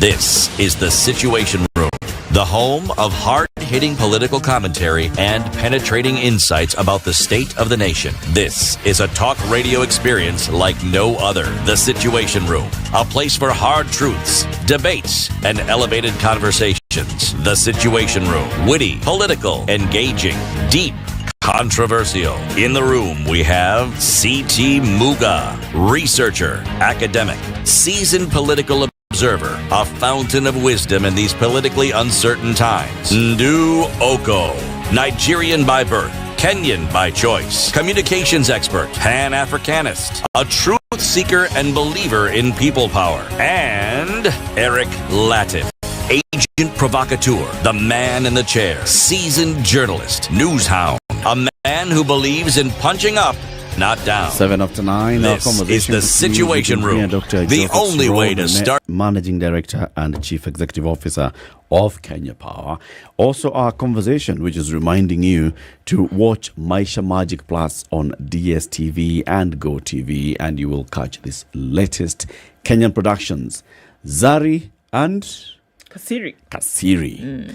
Showing every day, that is for Zari, every day, Monday to Friday, 8:30 p.m. And for Kasiri, Monday, Tuesday, Wednesday, 7:30 p.m. Today's episode is quite interesting for Kasiri.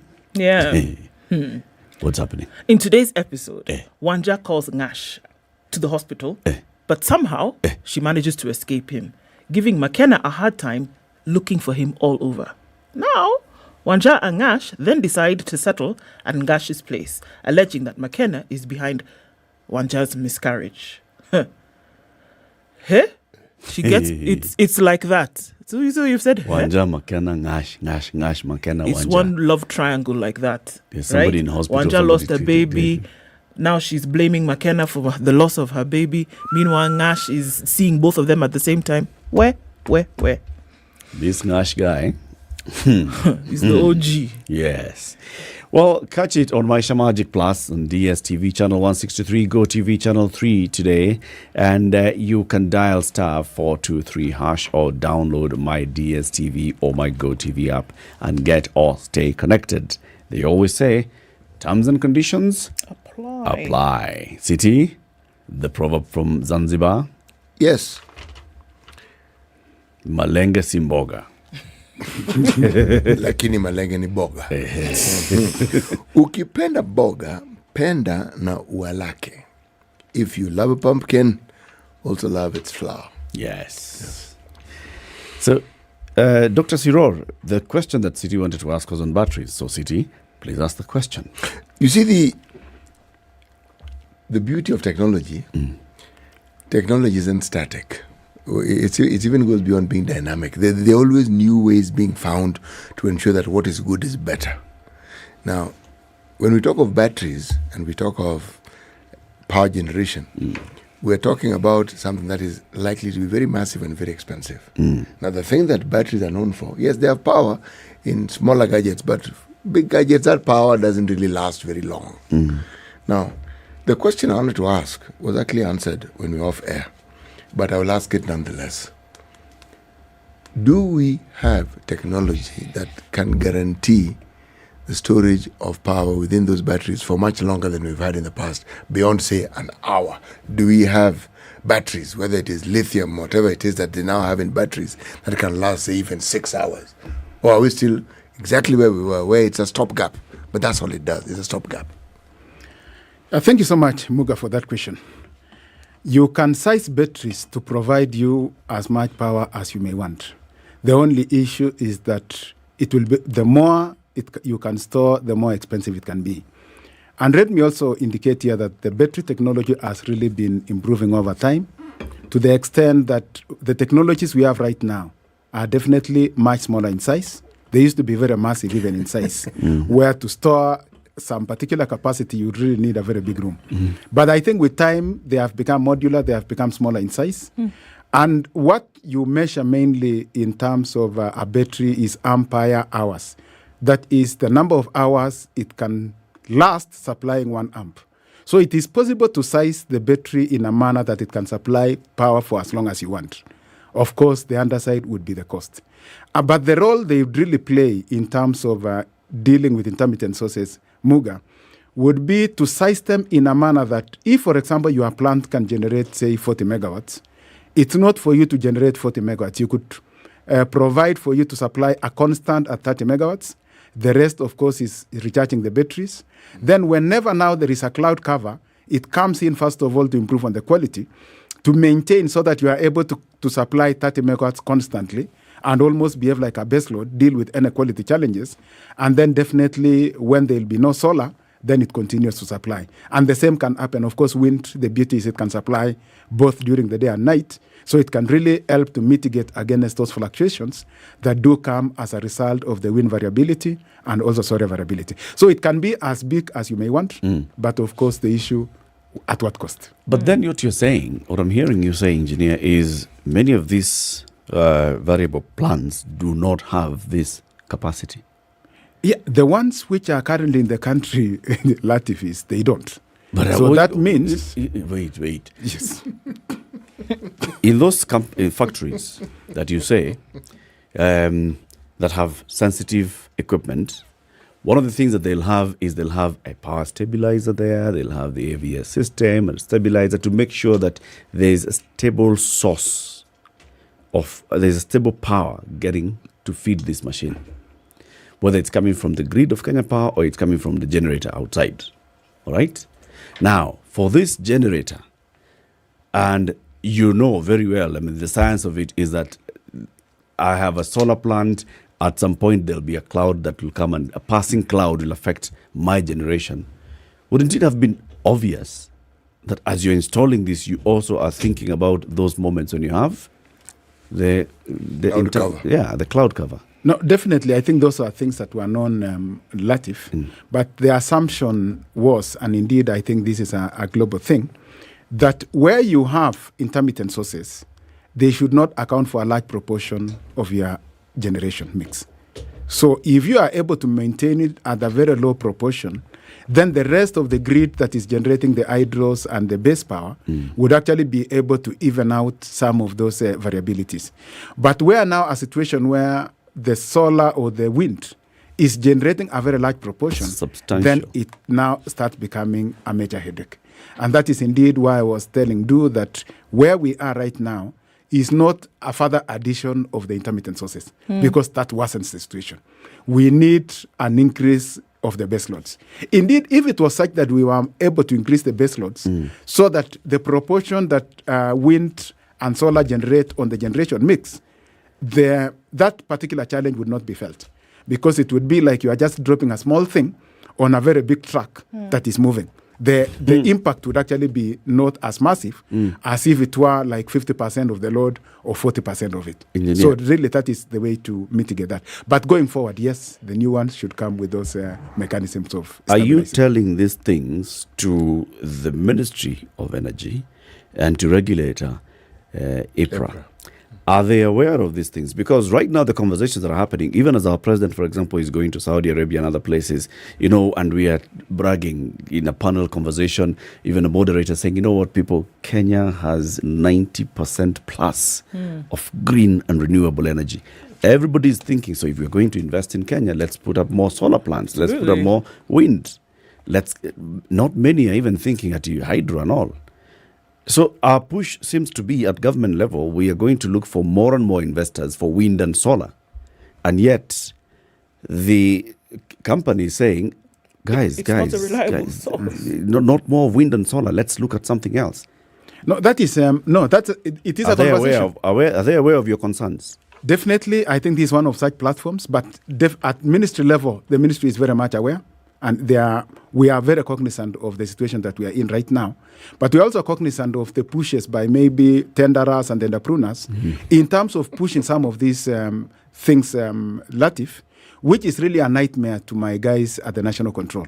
The more you increase these variable sources, the more you are really making their life a nightmare. And if there is a mechanism where we can ensure, and indeed we are even engaging the regulator, one of the things that we are engaging them on is what is called captive power. One of them that we are engaging them on is net metering, where, the industry and players can put solar panels on their roofs, which is a good thing. But this is the biggest challenge, Latiff, and this is really what should get out there to each and every person. The moment we put solar panels on top of all our roofs, we would not have a problem if you don't interconnect it with our grid. The moment you connect it with our grid, Latiff, you can imagine Nairobi if all the roofs had solar panels. And all of a sudden it starts raining.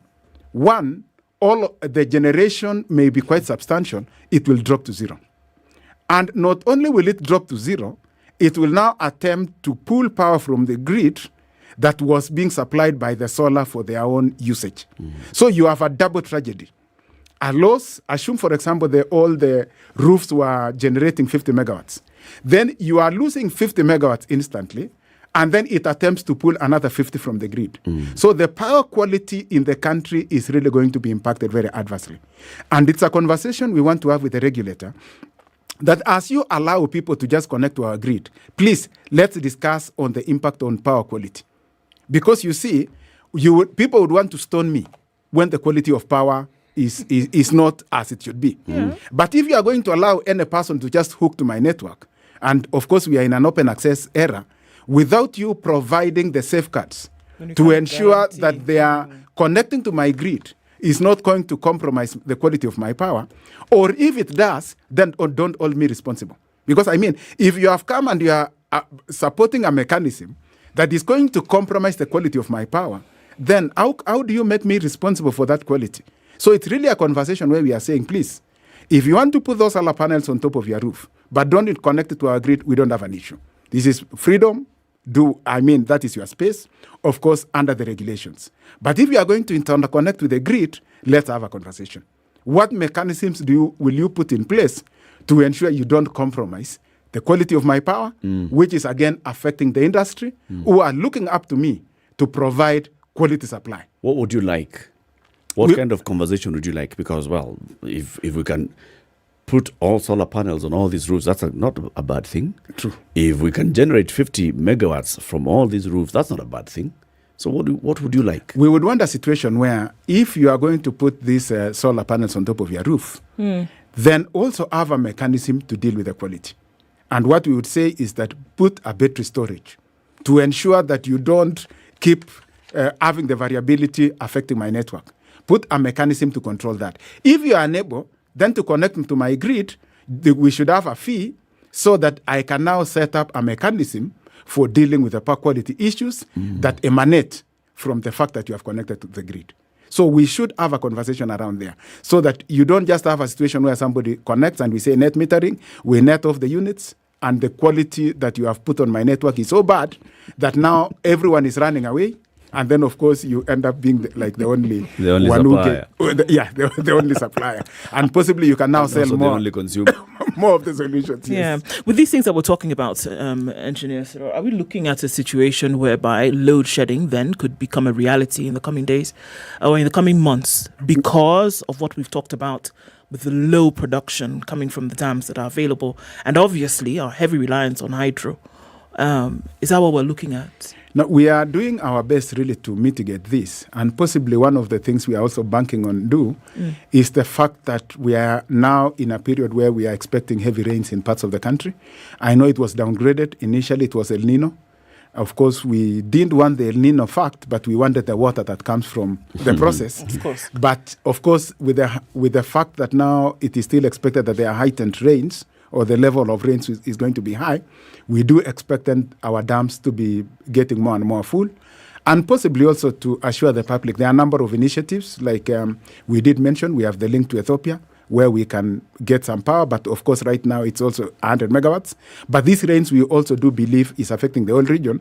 So the situation even in Ethiopia is definitely going to be better so that we can get the 200 megawatts.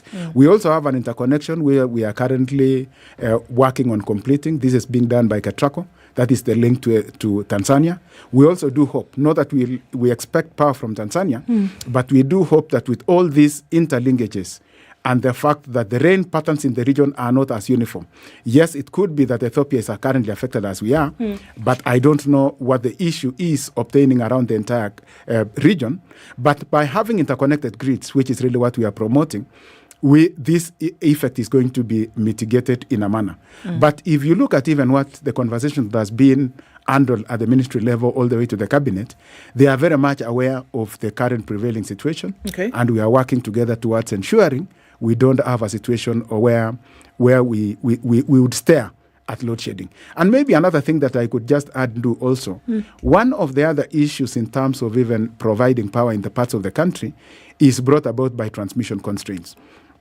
It is not as easy to move power, or rather there are a lot of implications when you attempt to move power using a very long path. And there are currently some projects which are ensuring, or rather their completion would provide for shorter links to be completed. There are projects like the Tarkwel Ortum Kitale. Ortum substation is being completed. Shortly, Kitale substation is going to be completed. It will enable Tarkwel, which currently is unable to dispatch during the day by virtue of some 3 solar plants which are occupying the transmission line. We have 3 solar plants in a place near Eldoret. This is Selenke, Sedate, and Alten. And the capacity of these solar plants is 40 megawatts each. So that means that during the day, they are meant to generate 120 megawatts. They are also not as bad. But again, like I said, intermittent sources are intermittent. And they don't have But again, the negative effect, Latiff, on that is the fact that the capacity of the transformation, which is in Lesos, is just about that 120 megawatts. So we have a situation where if the 3 solar plants are operating, this is the same line which is meant to evacuate power from Tarkwel. So when they are operating during the day, you cannot dispatch power from Tarkwel. And Tarkwel, of course, is the best dam we have in the country in terms of the amount of water capacity and the amount it can generate per meter. So during the day, we have a situation where Tarkwel cannot dispatch. But the completion of Tarkwel or Tum-Kitale line is actually going to ensure now that even during the day when these solar plants are operating, there is an alternate path where power can be evacuated from Tarkwel and it can come to Kitale, support parts of Western Kenya, also come to Eldoret. Okay. Another project which is also very critical, and I really want to applaud Ketraco here, is the one for Sonduoma Beawendo. The challenge, one of the most underserved areas, or the ones who face the biggest challenges in this country, are parts of Migori going towards Kisii, going all the way to almost Kuria and all those parts of the country, including Bomet. And the reason, again, is that we have a very long line that is having them. We have a line that comes from Olkaria, it goes to Kibos, 300 kilometers, come to, and of course, Kibos, go to Mamboleo, 7 kilometers, go to 40, a place called Moroni, go to another almost 50, to a place called Chemosit. Then you go to Sotik, go to Gegati, Awendo. Now, if you look at the entire length it has traversed, it may be upwards of 450 kilometers. And I know we have not mentioned this, but one of the factors that does affect what is called losses, Latiff, is the length of the line. The voltage and the length. The higher the voltage, the lower the losses. But the longer the length. Now, on the same voltage, the longer the length, the more the losses. So we have a situation here where a place that is so near to Olkaria is being served by a line that is over 450 kilometers. How do you mitigate this? To mitigate it, there is a project which is where power is taken from Olkaria to a place called Narok, and I think it may be just about 60 or so kilometers. Then from Narok to a place called Bomet, where now it will be interlinked, is another possibly 70 or so kilometers. So with 110 kilometers being completed, you would actually be serving the same area with a much half the length. And this is now a project we are currently engaging even the ministry and engaging Ketraco to see if we can fast track it. Because you see, when we want to look at the timelines that are provided, for that region to wait for more than a year or even more than 1.5 years would be a great disservice. Indeed. And we are really engaging the ministry to see mechanisms. It's already under discussion of how we can complete that line, possibly in under 1 year. If there is a will, definitely there is a way. Okay. And we are actively engaging on that to reduce that length and also enable that power to be evacuated there. Because what does happen? In that part of the country, the generation that serves at times, if you have to avoid load shedding, is called the Moroni GT. Moroni GT is owned by Kengen. It generates 60 megawatts. It is the most expensive source in the country. You know, there has been a myth, Latiff, and this is privateers, private sector. There has been a myth where people really think that for some reason there is a lot of generation that Kengen has, and it's the cheapest. And for some reason there is a criminal in, somewhere who just decides to leave that power that is cheap and then go for very expensive power.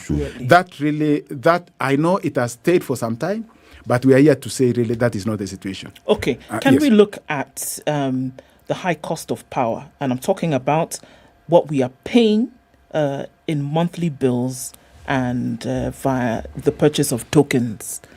We've seen a significant increase in months. We've seen almost double in 12 months. So you can look at it in two ways. That what you buy for 1,000 shillings has reduced by half, or that you're spending more than double for the same number of units. That's what we are looking at now. Why is this happening? Why has this happened? Thank you so much, Ndu. That's really another conversation that I think the more we engage, the better the public would understand. Number one, when we talk about the tariff that is being used, this is a regulated tariff. Many other times when people talk about the cost of power, they look in my direction. Yes. You're the one billing us. The truth of the matter is, that would be similar, Ndu, to when we talk about the cost of fuel, we look at a petrol station. It's exactly similar. It's exactly similar. And I don't know to what extent at times when you ask that petrol attendant why the power is that costly, the fuel and maybe put him to task to explain why he has to pay 200 shillings per litre of fuel. It is exactly the same. This is a regulated sector. And the tariff that is being applied is regulated by IPRA. And possibly just to give a quick brief on what that happens, EPRA, in terms of to meet the demands when they are coming up with a tariff of all the generation that needs to be to provide power to Kenyans, of all the transmission lines that need to be used to supply that power, of all the distribution lines that need to be in place to supply all the Kenyans. EPRA would look at all the components, including the levies that maintain the water towers and all. After they have looked at all that, they will then estimate the number of units that will be sold in a particular year. I think the estimation of this year is upwards of 10,000, maybe about 10,585 or thereabouts gigawatt hours. So they will then see that this 10,585 or so gigawatt hours has to meet the demands of all generation. And when we talk about generation here, we are talking about all those that are supplied by KenGen and the IPPs. They will look at all that is required to maintain possibly the over 7,000 or 8,000 kilometers of transmission lines. Then they will look at all that is required to support the over 200,000 kilometers of LV network. Once they have picked all that, and it has an array of all players, they will then now come with a tariff of this is what we are going to sell per unit. This is all coming from IPRA, not Kenya Power. This is all coming from IPRA. After they have, that is now when they come up with a tariff. And the tariff that we are currently using is the one that was approved in April, which we call a cost-reflective tariff. So that tariff comes by considering all those, which also does have a component on steam generation and exploration. So really, the tariff that is like a baseline. Yes. When they say tariff, they say that's a baseline. And then does Kenya Power then apply that tariff? Like, for example, the way banks will say the base lending rate, the CBK base lending rate is X. Now we are giving you a loan at 2% above the base rate, and so on and so forth. How much above that tariff are you charging us for power? No, there's nothing we charge above. We just religiously apply.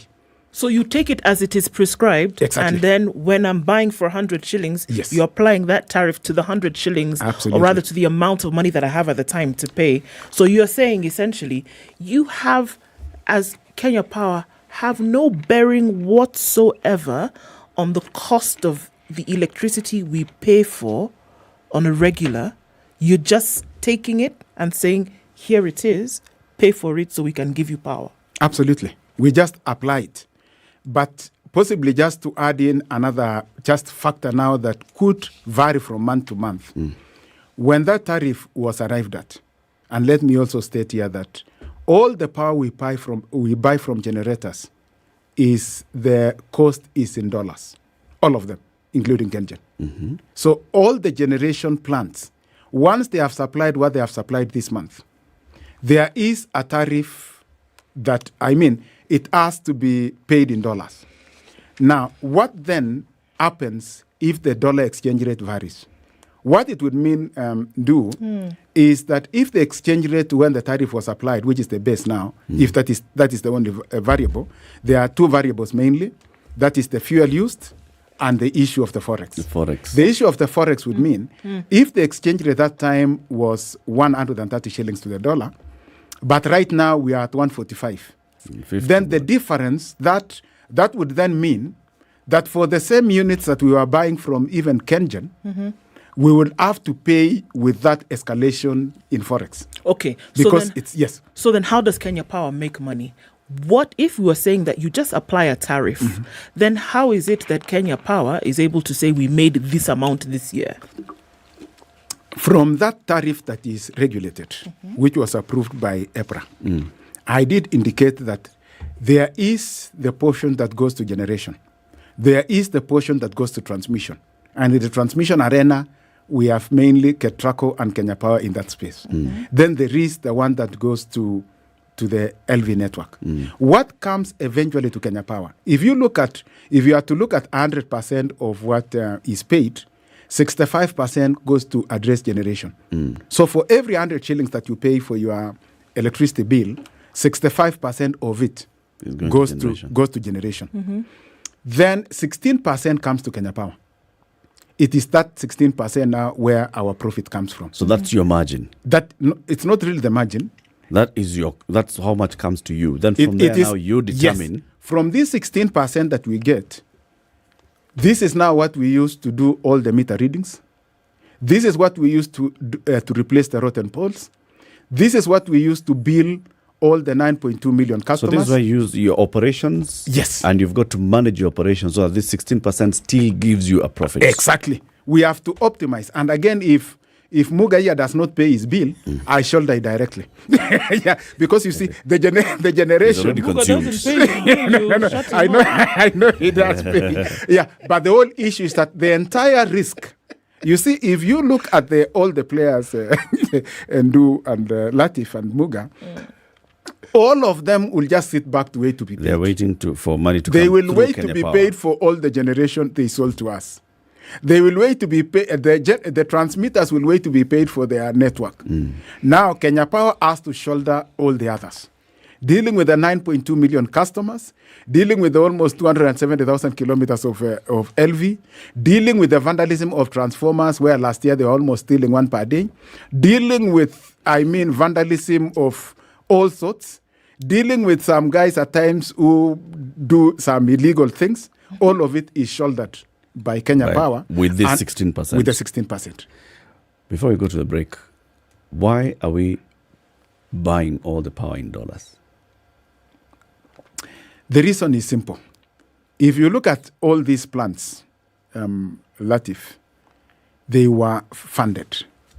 And the funding, most of it, this is using materials that are mainly imported. So they may have gotten a fund, be it from the banks, if it's Kenyan, for example, be it from World Bank or FDB or all these financials or AFD, the bank loan would be in dollars. And they do meet their obligations by paying dollars to these financials.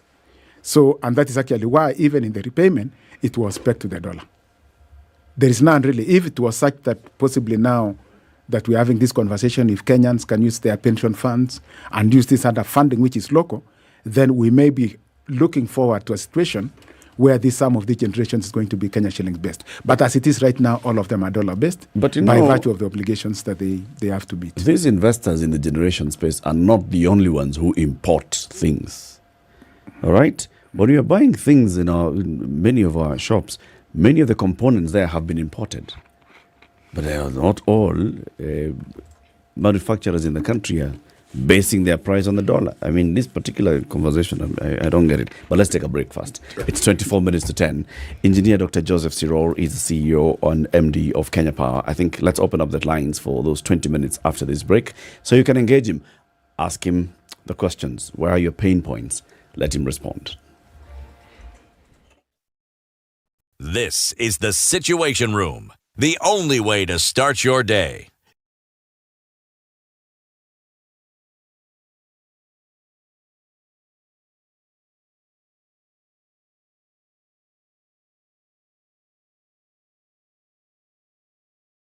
Wadau mko ready kuona magic? Nasema wadau mko ready kuona magic?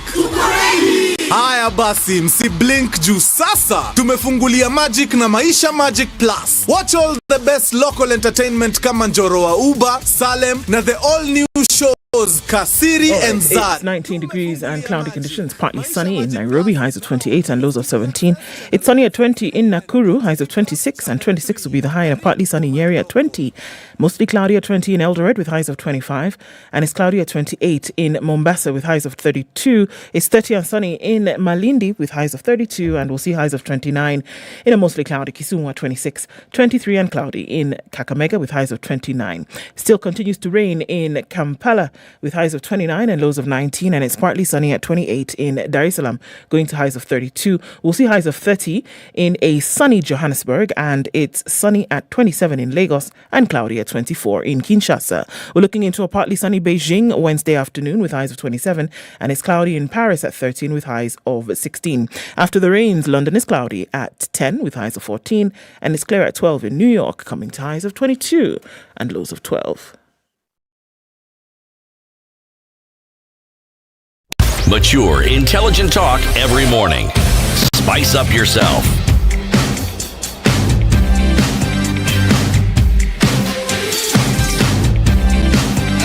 Mornings done right. 94 to 10, our conversation continues. 0719-012-600. If you've got a question for Engineer Dr. Joseph Siror, MD and CEO of Kenya Power, this is the time for you to call in and engage. City, you have a question before we pick Well, the actually, callers? let me perhaps read the question that has been asked. All righty. Why are all costs automatically transferred to the consumer?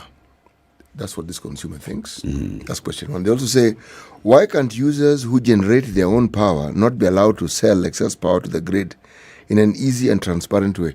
Why didn't he just say in installments? I mean... So the first question was... The first question is, why are all costs automatically transferred to the consumer? The whole issue, Muga, and in fact the listeners, is that these are businesses who generate this power. And when they do that generation, they are not doing it for themselves. They are doing it to meet your demand as a customer. And it would only make sense for you to pay for the service that you get. It will almost be like saying, if the price of fuel goes up globally, then why should you raise the price locally? I mean, it's really to compensate for the cost. Here, we are looking at the costs of that plant. If it was such that it was not passed, then you would actually be staring at that generator closing operations. Because you see, what is demand, or rather what is put on the tariff in as far as paying him is concerned, is to cater for his obligation for costs to repay even the loans that he has taken. And if it was such that there was no mechanism to compensate him for that, like if the dollar rate goes up, and for him to supply 1 unit, when the dollar was, say, 130 shillings, assume it's $1, you would need 65 shillings to get $1 in the market. Now, if the dollar goes up and you now have to pay 145, then to get $1, you need 75 shillings. Now, if that difference will not be catered for in terms of what the customer pays, then the question would be, who caters for it? It would definitely have required a subsidy from the government, and I think we're in a regime where really subsidies, yeah. Okay. There's no cost. I think the second question you already responded to that, and this is on net metering. No, if by the way, they are allowed in terms of you generating and being able to supply to your neighbors. The regulator actually does allow that. So the only issue would just be to get a license, so that you don't again expose. When you're dealing with power, it's a very risky thing. I mean, it can cause injuries, it can kill, and the likes. How easy is it to get a license? I don't think it is that difficult, but possibly the regulator would be there with the right person, just to ensure that. I think maybe the ease there would just be if you are willing to meet the standards and to provide it in the manner that is required. That definitely would not be very difficult. It's as easy as you comply. Exactly. Okay, let's go to the phone line. Several callers on the line, so we'll take the first 4 and then you'll respond to those first. James from Nakuru, good morning. Good morning, City, Muga, and Do. Good morning. City, Muga, and Do are fine. Oh, and sorry, and Eric. My quick question to Dr. Ferro. Yes. I can say he is moving away that they do not, the regulator is IPRA. But now to the transmission, which purely Kenya Power. Not purely. Exactly not. No transmission. They do the transmission. Now it's not even IPRA that will do that transmission. And I don't know how the role is trying to address the cost of transmission, because the cost of transmission is sometimes quite powerful, quite expensive actually. Which transmission are you talking about, James? There's last mile distribution, and then there's a high voltage transmission by Ketraco. No. Just yesterday, hii transmission ya kutoka kwa barabara kwa ploti It's not even last mile. Kwa kikingi kwa transformer kuleta kwa nyumba. Kuleta kwa nyumba. Just 2 poles. In fact, just yesterday they gave me a quotation of about 195,000. Paka nikashindwa. Sometimes the question is, how do they calculate these things?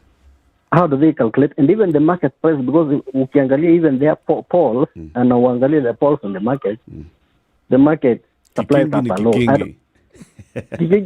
And then, thank you, James. I've got to take other callers. Thank you. You've got the question.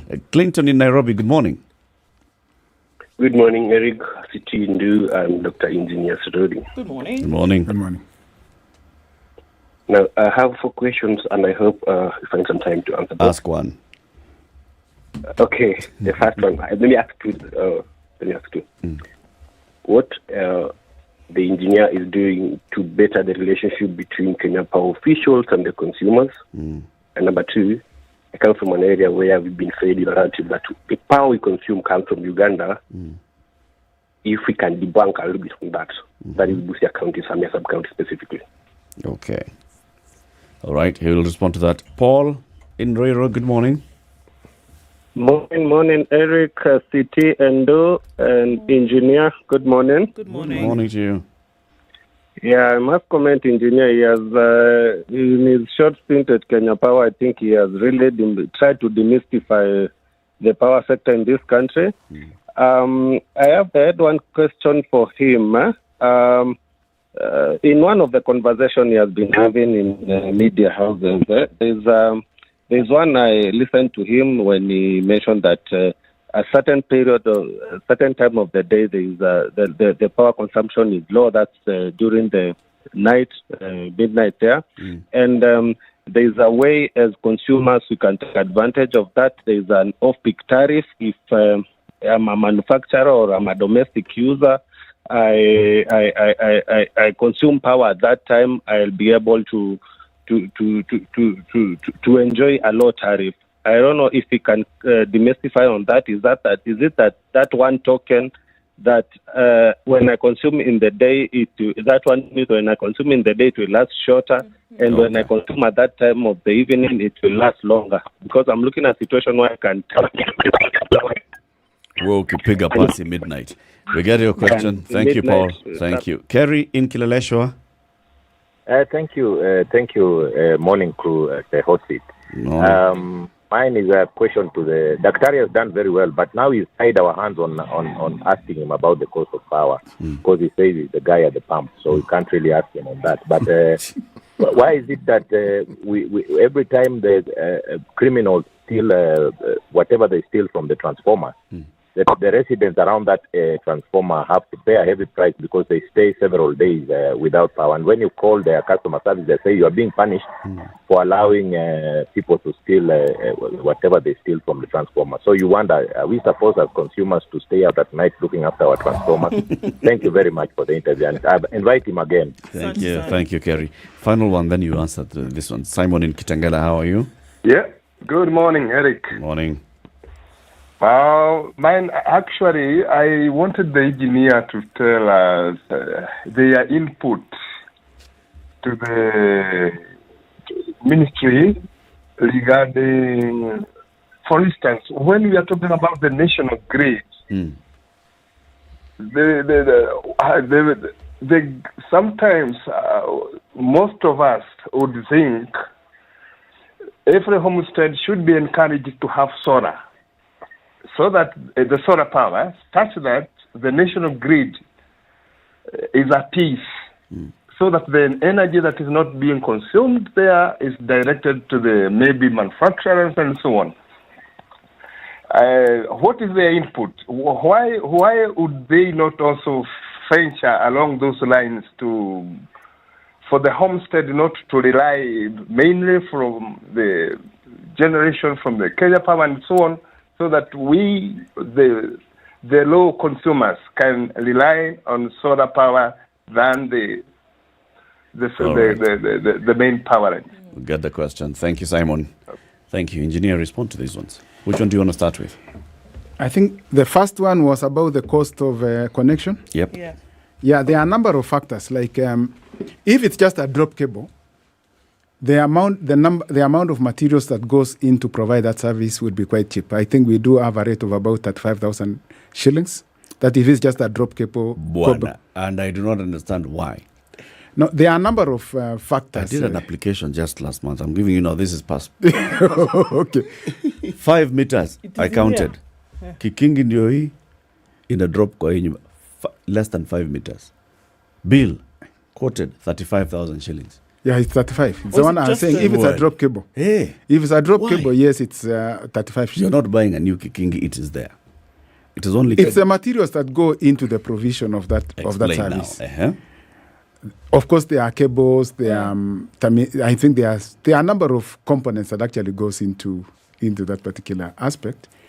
We could provide that information in terms of the detailing, but I think the most expensive item would just be the cable itself.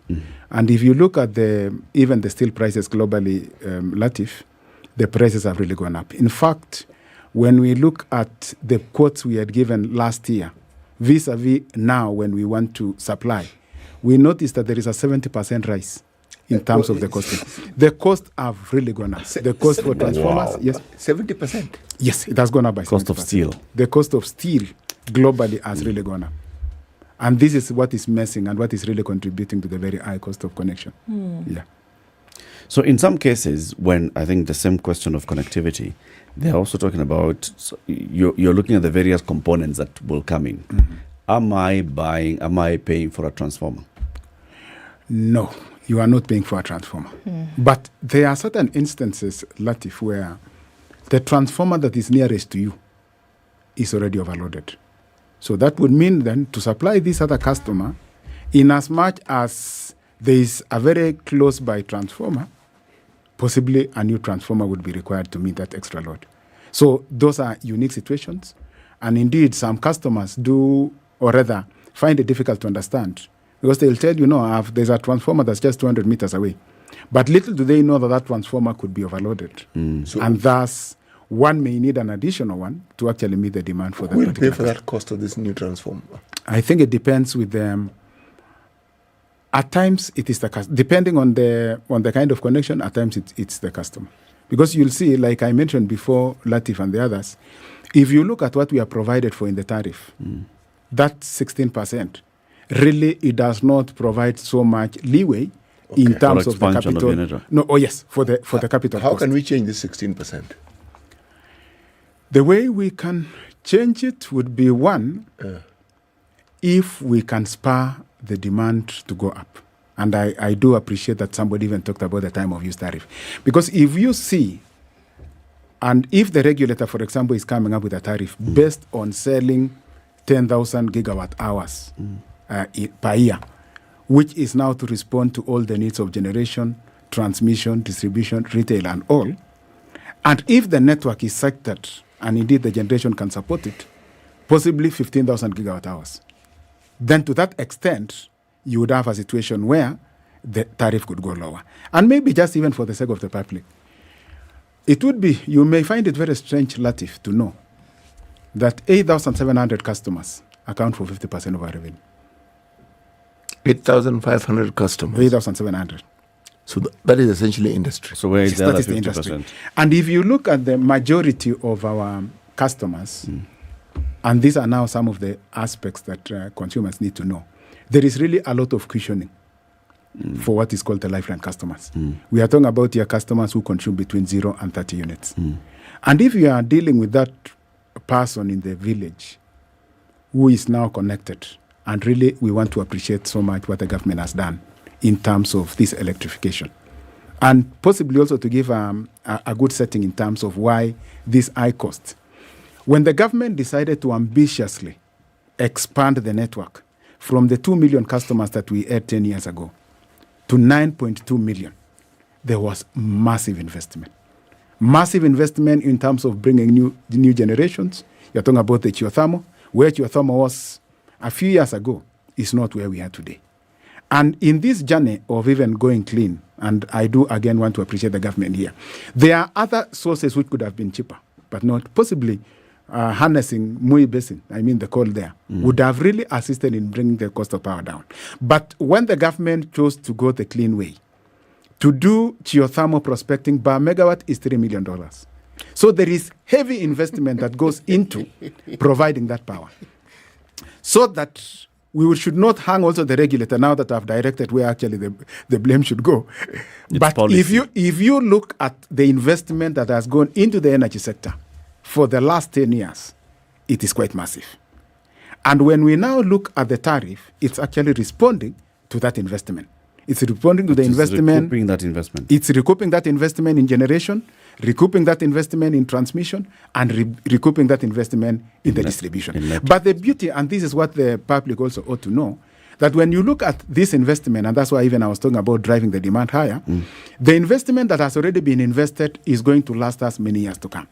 Like the line to Ethiopia, yes, it costed us about 50 billion shillings, but it is able to move power to the quantum of 2,000 megawatts. So that is to say then, even as we continue increasing the amount of power we require, and I do know the dams in Ethiopia are going to fill soon, we would then have a situation where we can get so much power without any additional investment.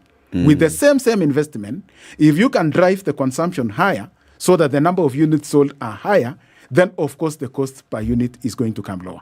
So there are definitely a number of dynamics. And indeed, I did mention before that when you look at the current plants of geothermal which are coming on board, they are also cheaper. The beautiful thing about technology is that as you move along, it becomes cheaper, more efficient. So the geothermal plants that are now coming on board are coming at a much lower price than they have been before. Respond then to this question, time of use tariff. Somebody was asking, can you encourage us to start ironing at night, at midnight? So exactly. Yeah. There are a number of initiatives to drive this demand. One of them is what is called the time of use tariff. And maybe again, for the sake of the public, like I said, the 0 to 30, maybe let me just mention that briefly. If you have, say, 4 bulbs, each 5 watts, and that will be 20 watts, and you turn it on for 5 hours in a day, that would just mean about 100 watts. So the cost of 100 watts is just about 1 shilling and 20 cents.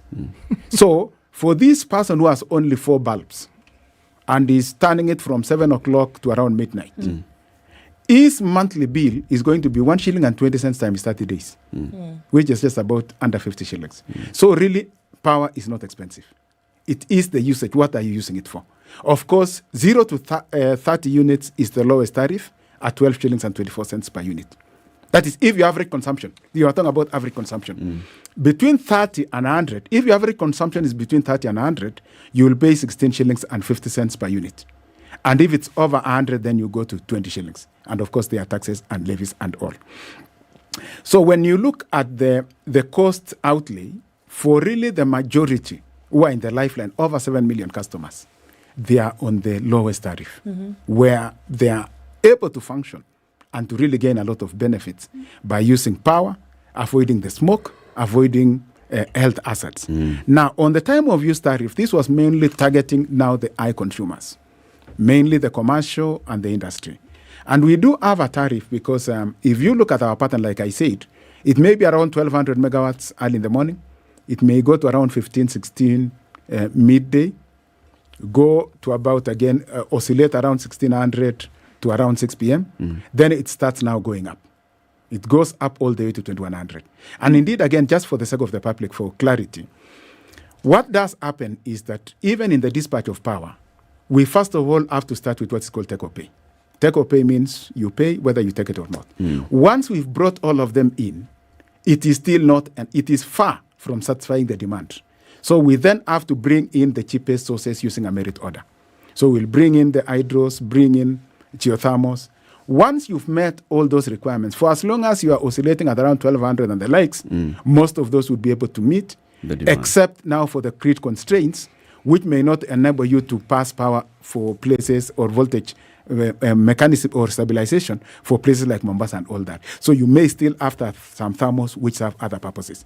But the moment you start reaching 6 p.m. at Latiff, the demand, after you've run all the sources, all the cheap sources, but you are unable now to meet demand.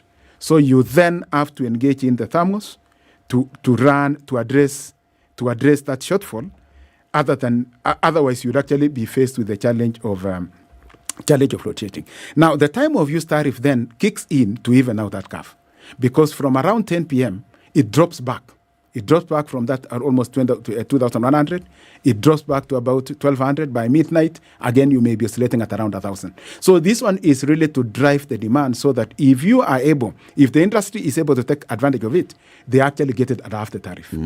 So that instead of paying the normal tariff, they'll actually be paying 50%. So operate at night and you'll pay cheaper power. Not necessarily. You must still meet your demand for the day. So that it avoids a situation where you now start migrating. Instead of you operating during the day, you operate at night. We still want you to operate during the day, but now at night, if you want to add one more shift to take advantage of the lower tariff, then we encourage you to do so, because you will then get the power at 2 questions to go. Quickly. Are we getting power from Uganda? Yes, we are interconnected.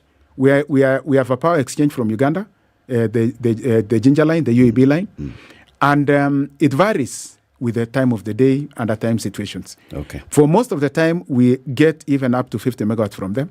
But whenever they have a challenge, also they get power from our side. So it's a two-way. It's not only in one direction like Ethiopia, so where power moves in one direction. Yeah. The other one, why does it take so long to make repairs, and why does it appear like you're punishing consumers for a transformer stolen in their neighborhood? No, it's not really punishing.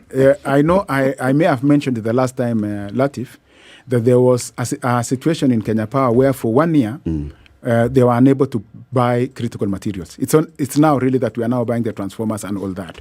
So it created a serious backlog where there were so many transformers required, there were so many meters required, and they were unavailable. So the issue is it's taking long to replace the transformer because it was unavailable. There's a shortage. Exactly. All there right. was a shortage. Questions answered. Engineer, thank you very much for joining us today. Thank you. Engineer Dr. Joseph Siror is the Managing Director and CEO of Kenya Power. He's been our guest for the last 2 hours. And you need to come again, right? It's important for us to have this conversation so we can all start getting to understand, all right, so what's happening, what's the thinking. We can even ask you tougher questions from a point of knowledge. Okay. Asante sana. Thank you. And thank you for tuning in to Kenya's biggest conversation today. Join us again tomorrow, Thursday, the 26th of October, 2023. Have a lovely day. It's 10 a.m. Thank you.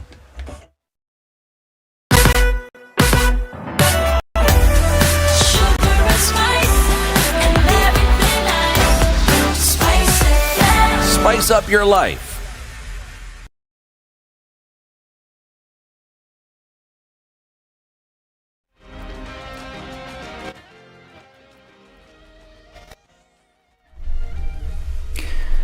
Good morning, this is News. I'm Dennis Aseto. The United Kingdom's King Charles and Queen Camilla hosted 400 members of the Kenyan diaspora at Buckingham Palace in London.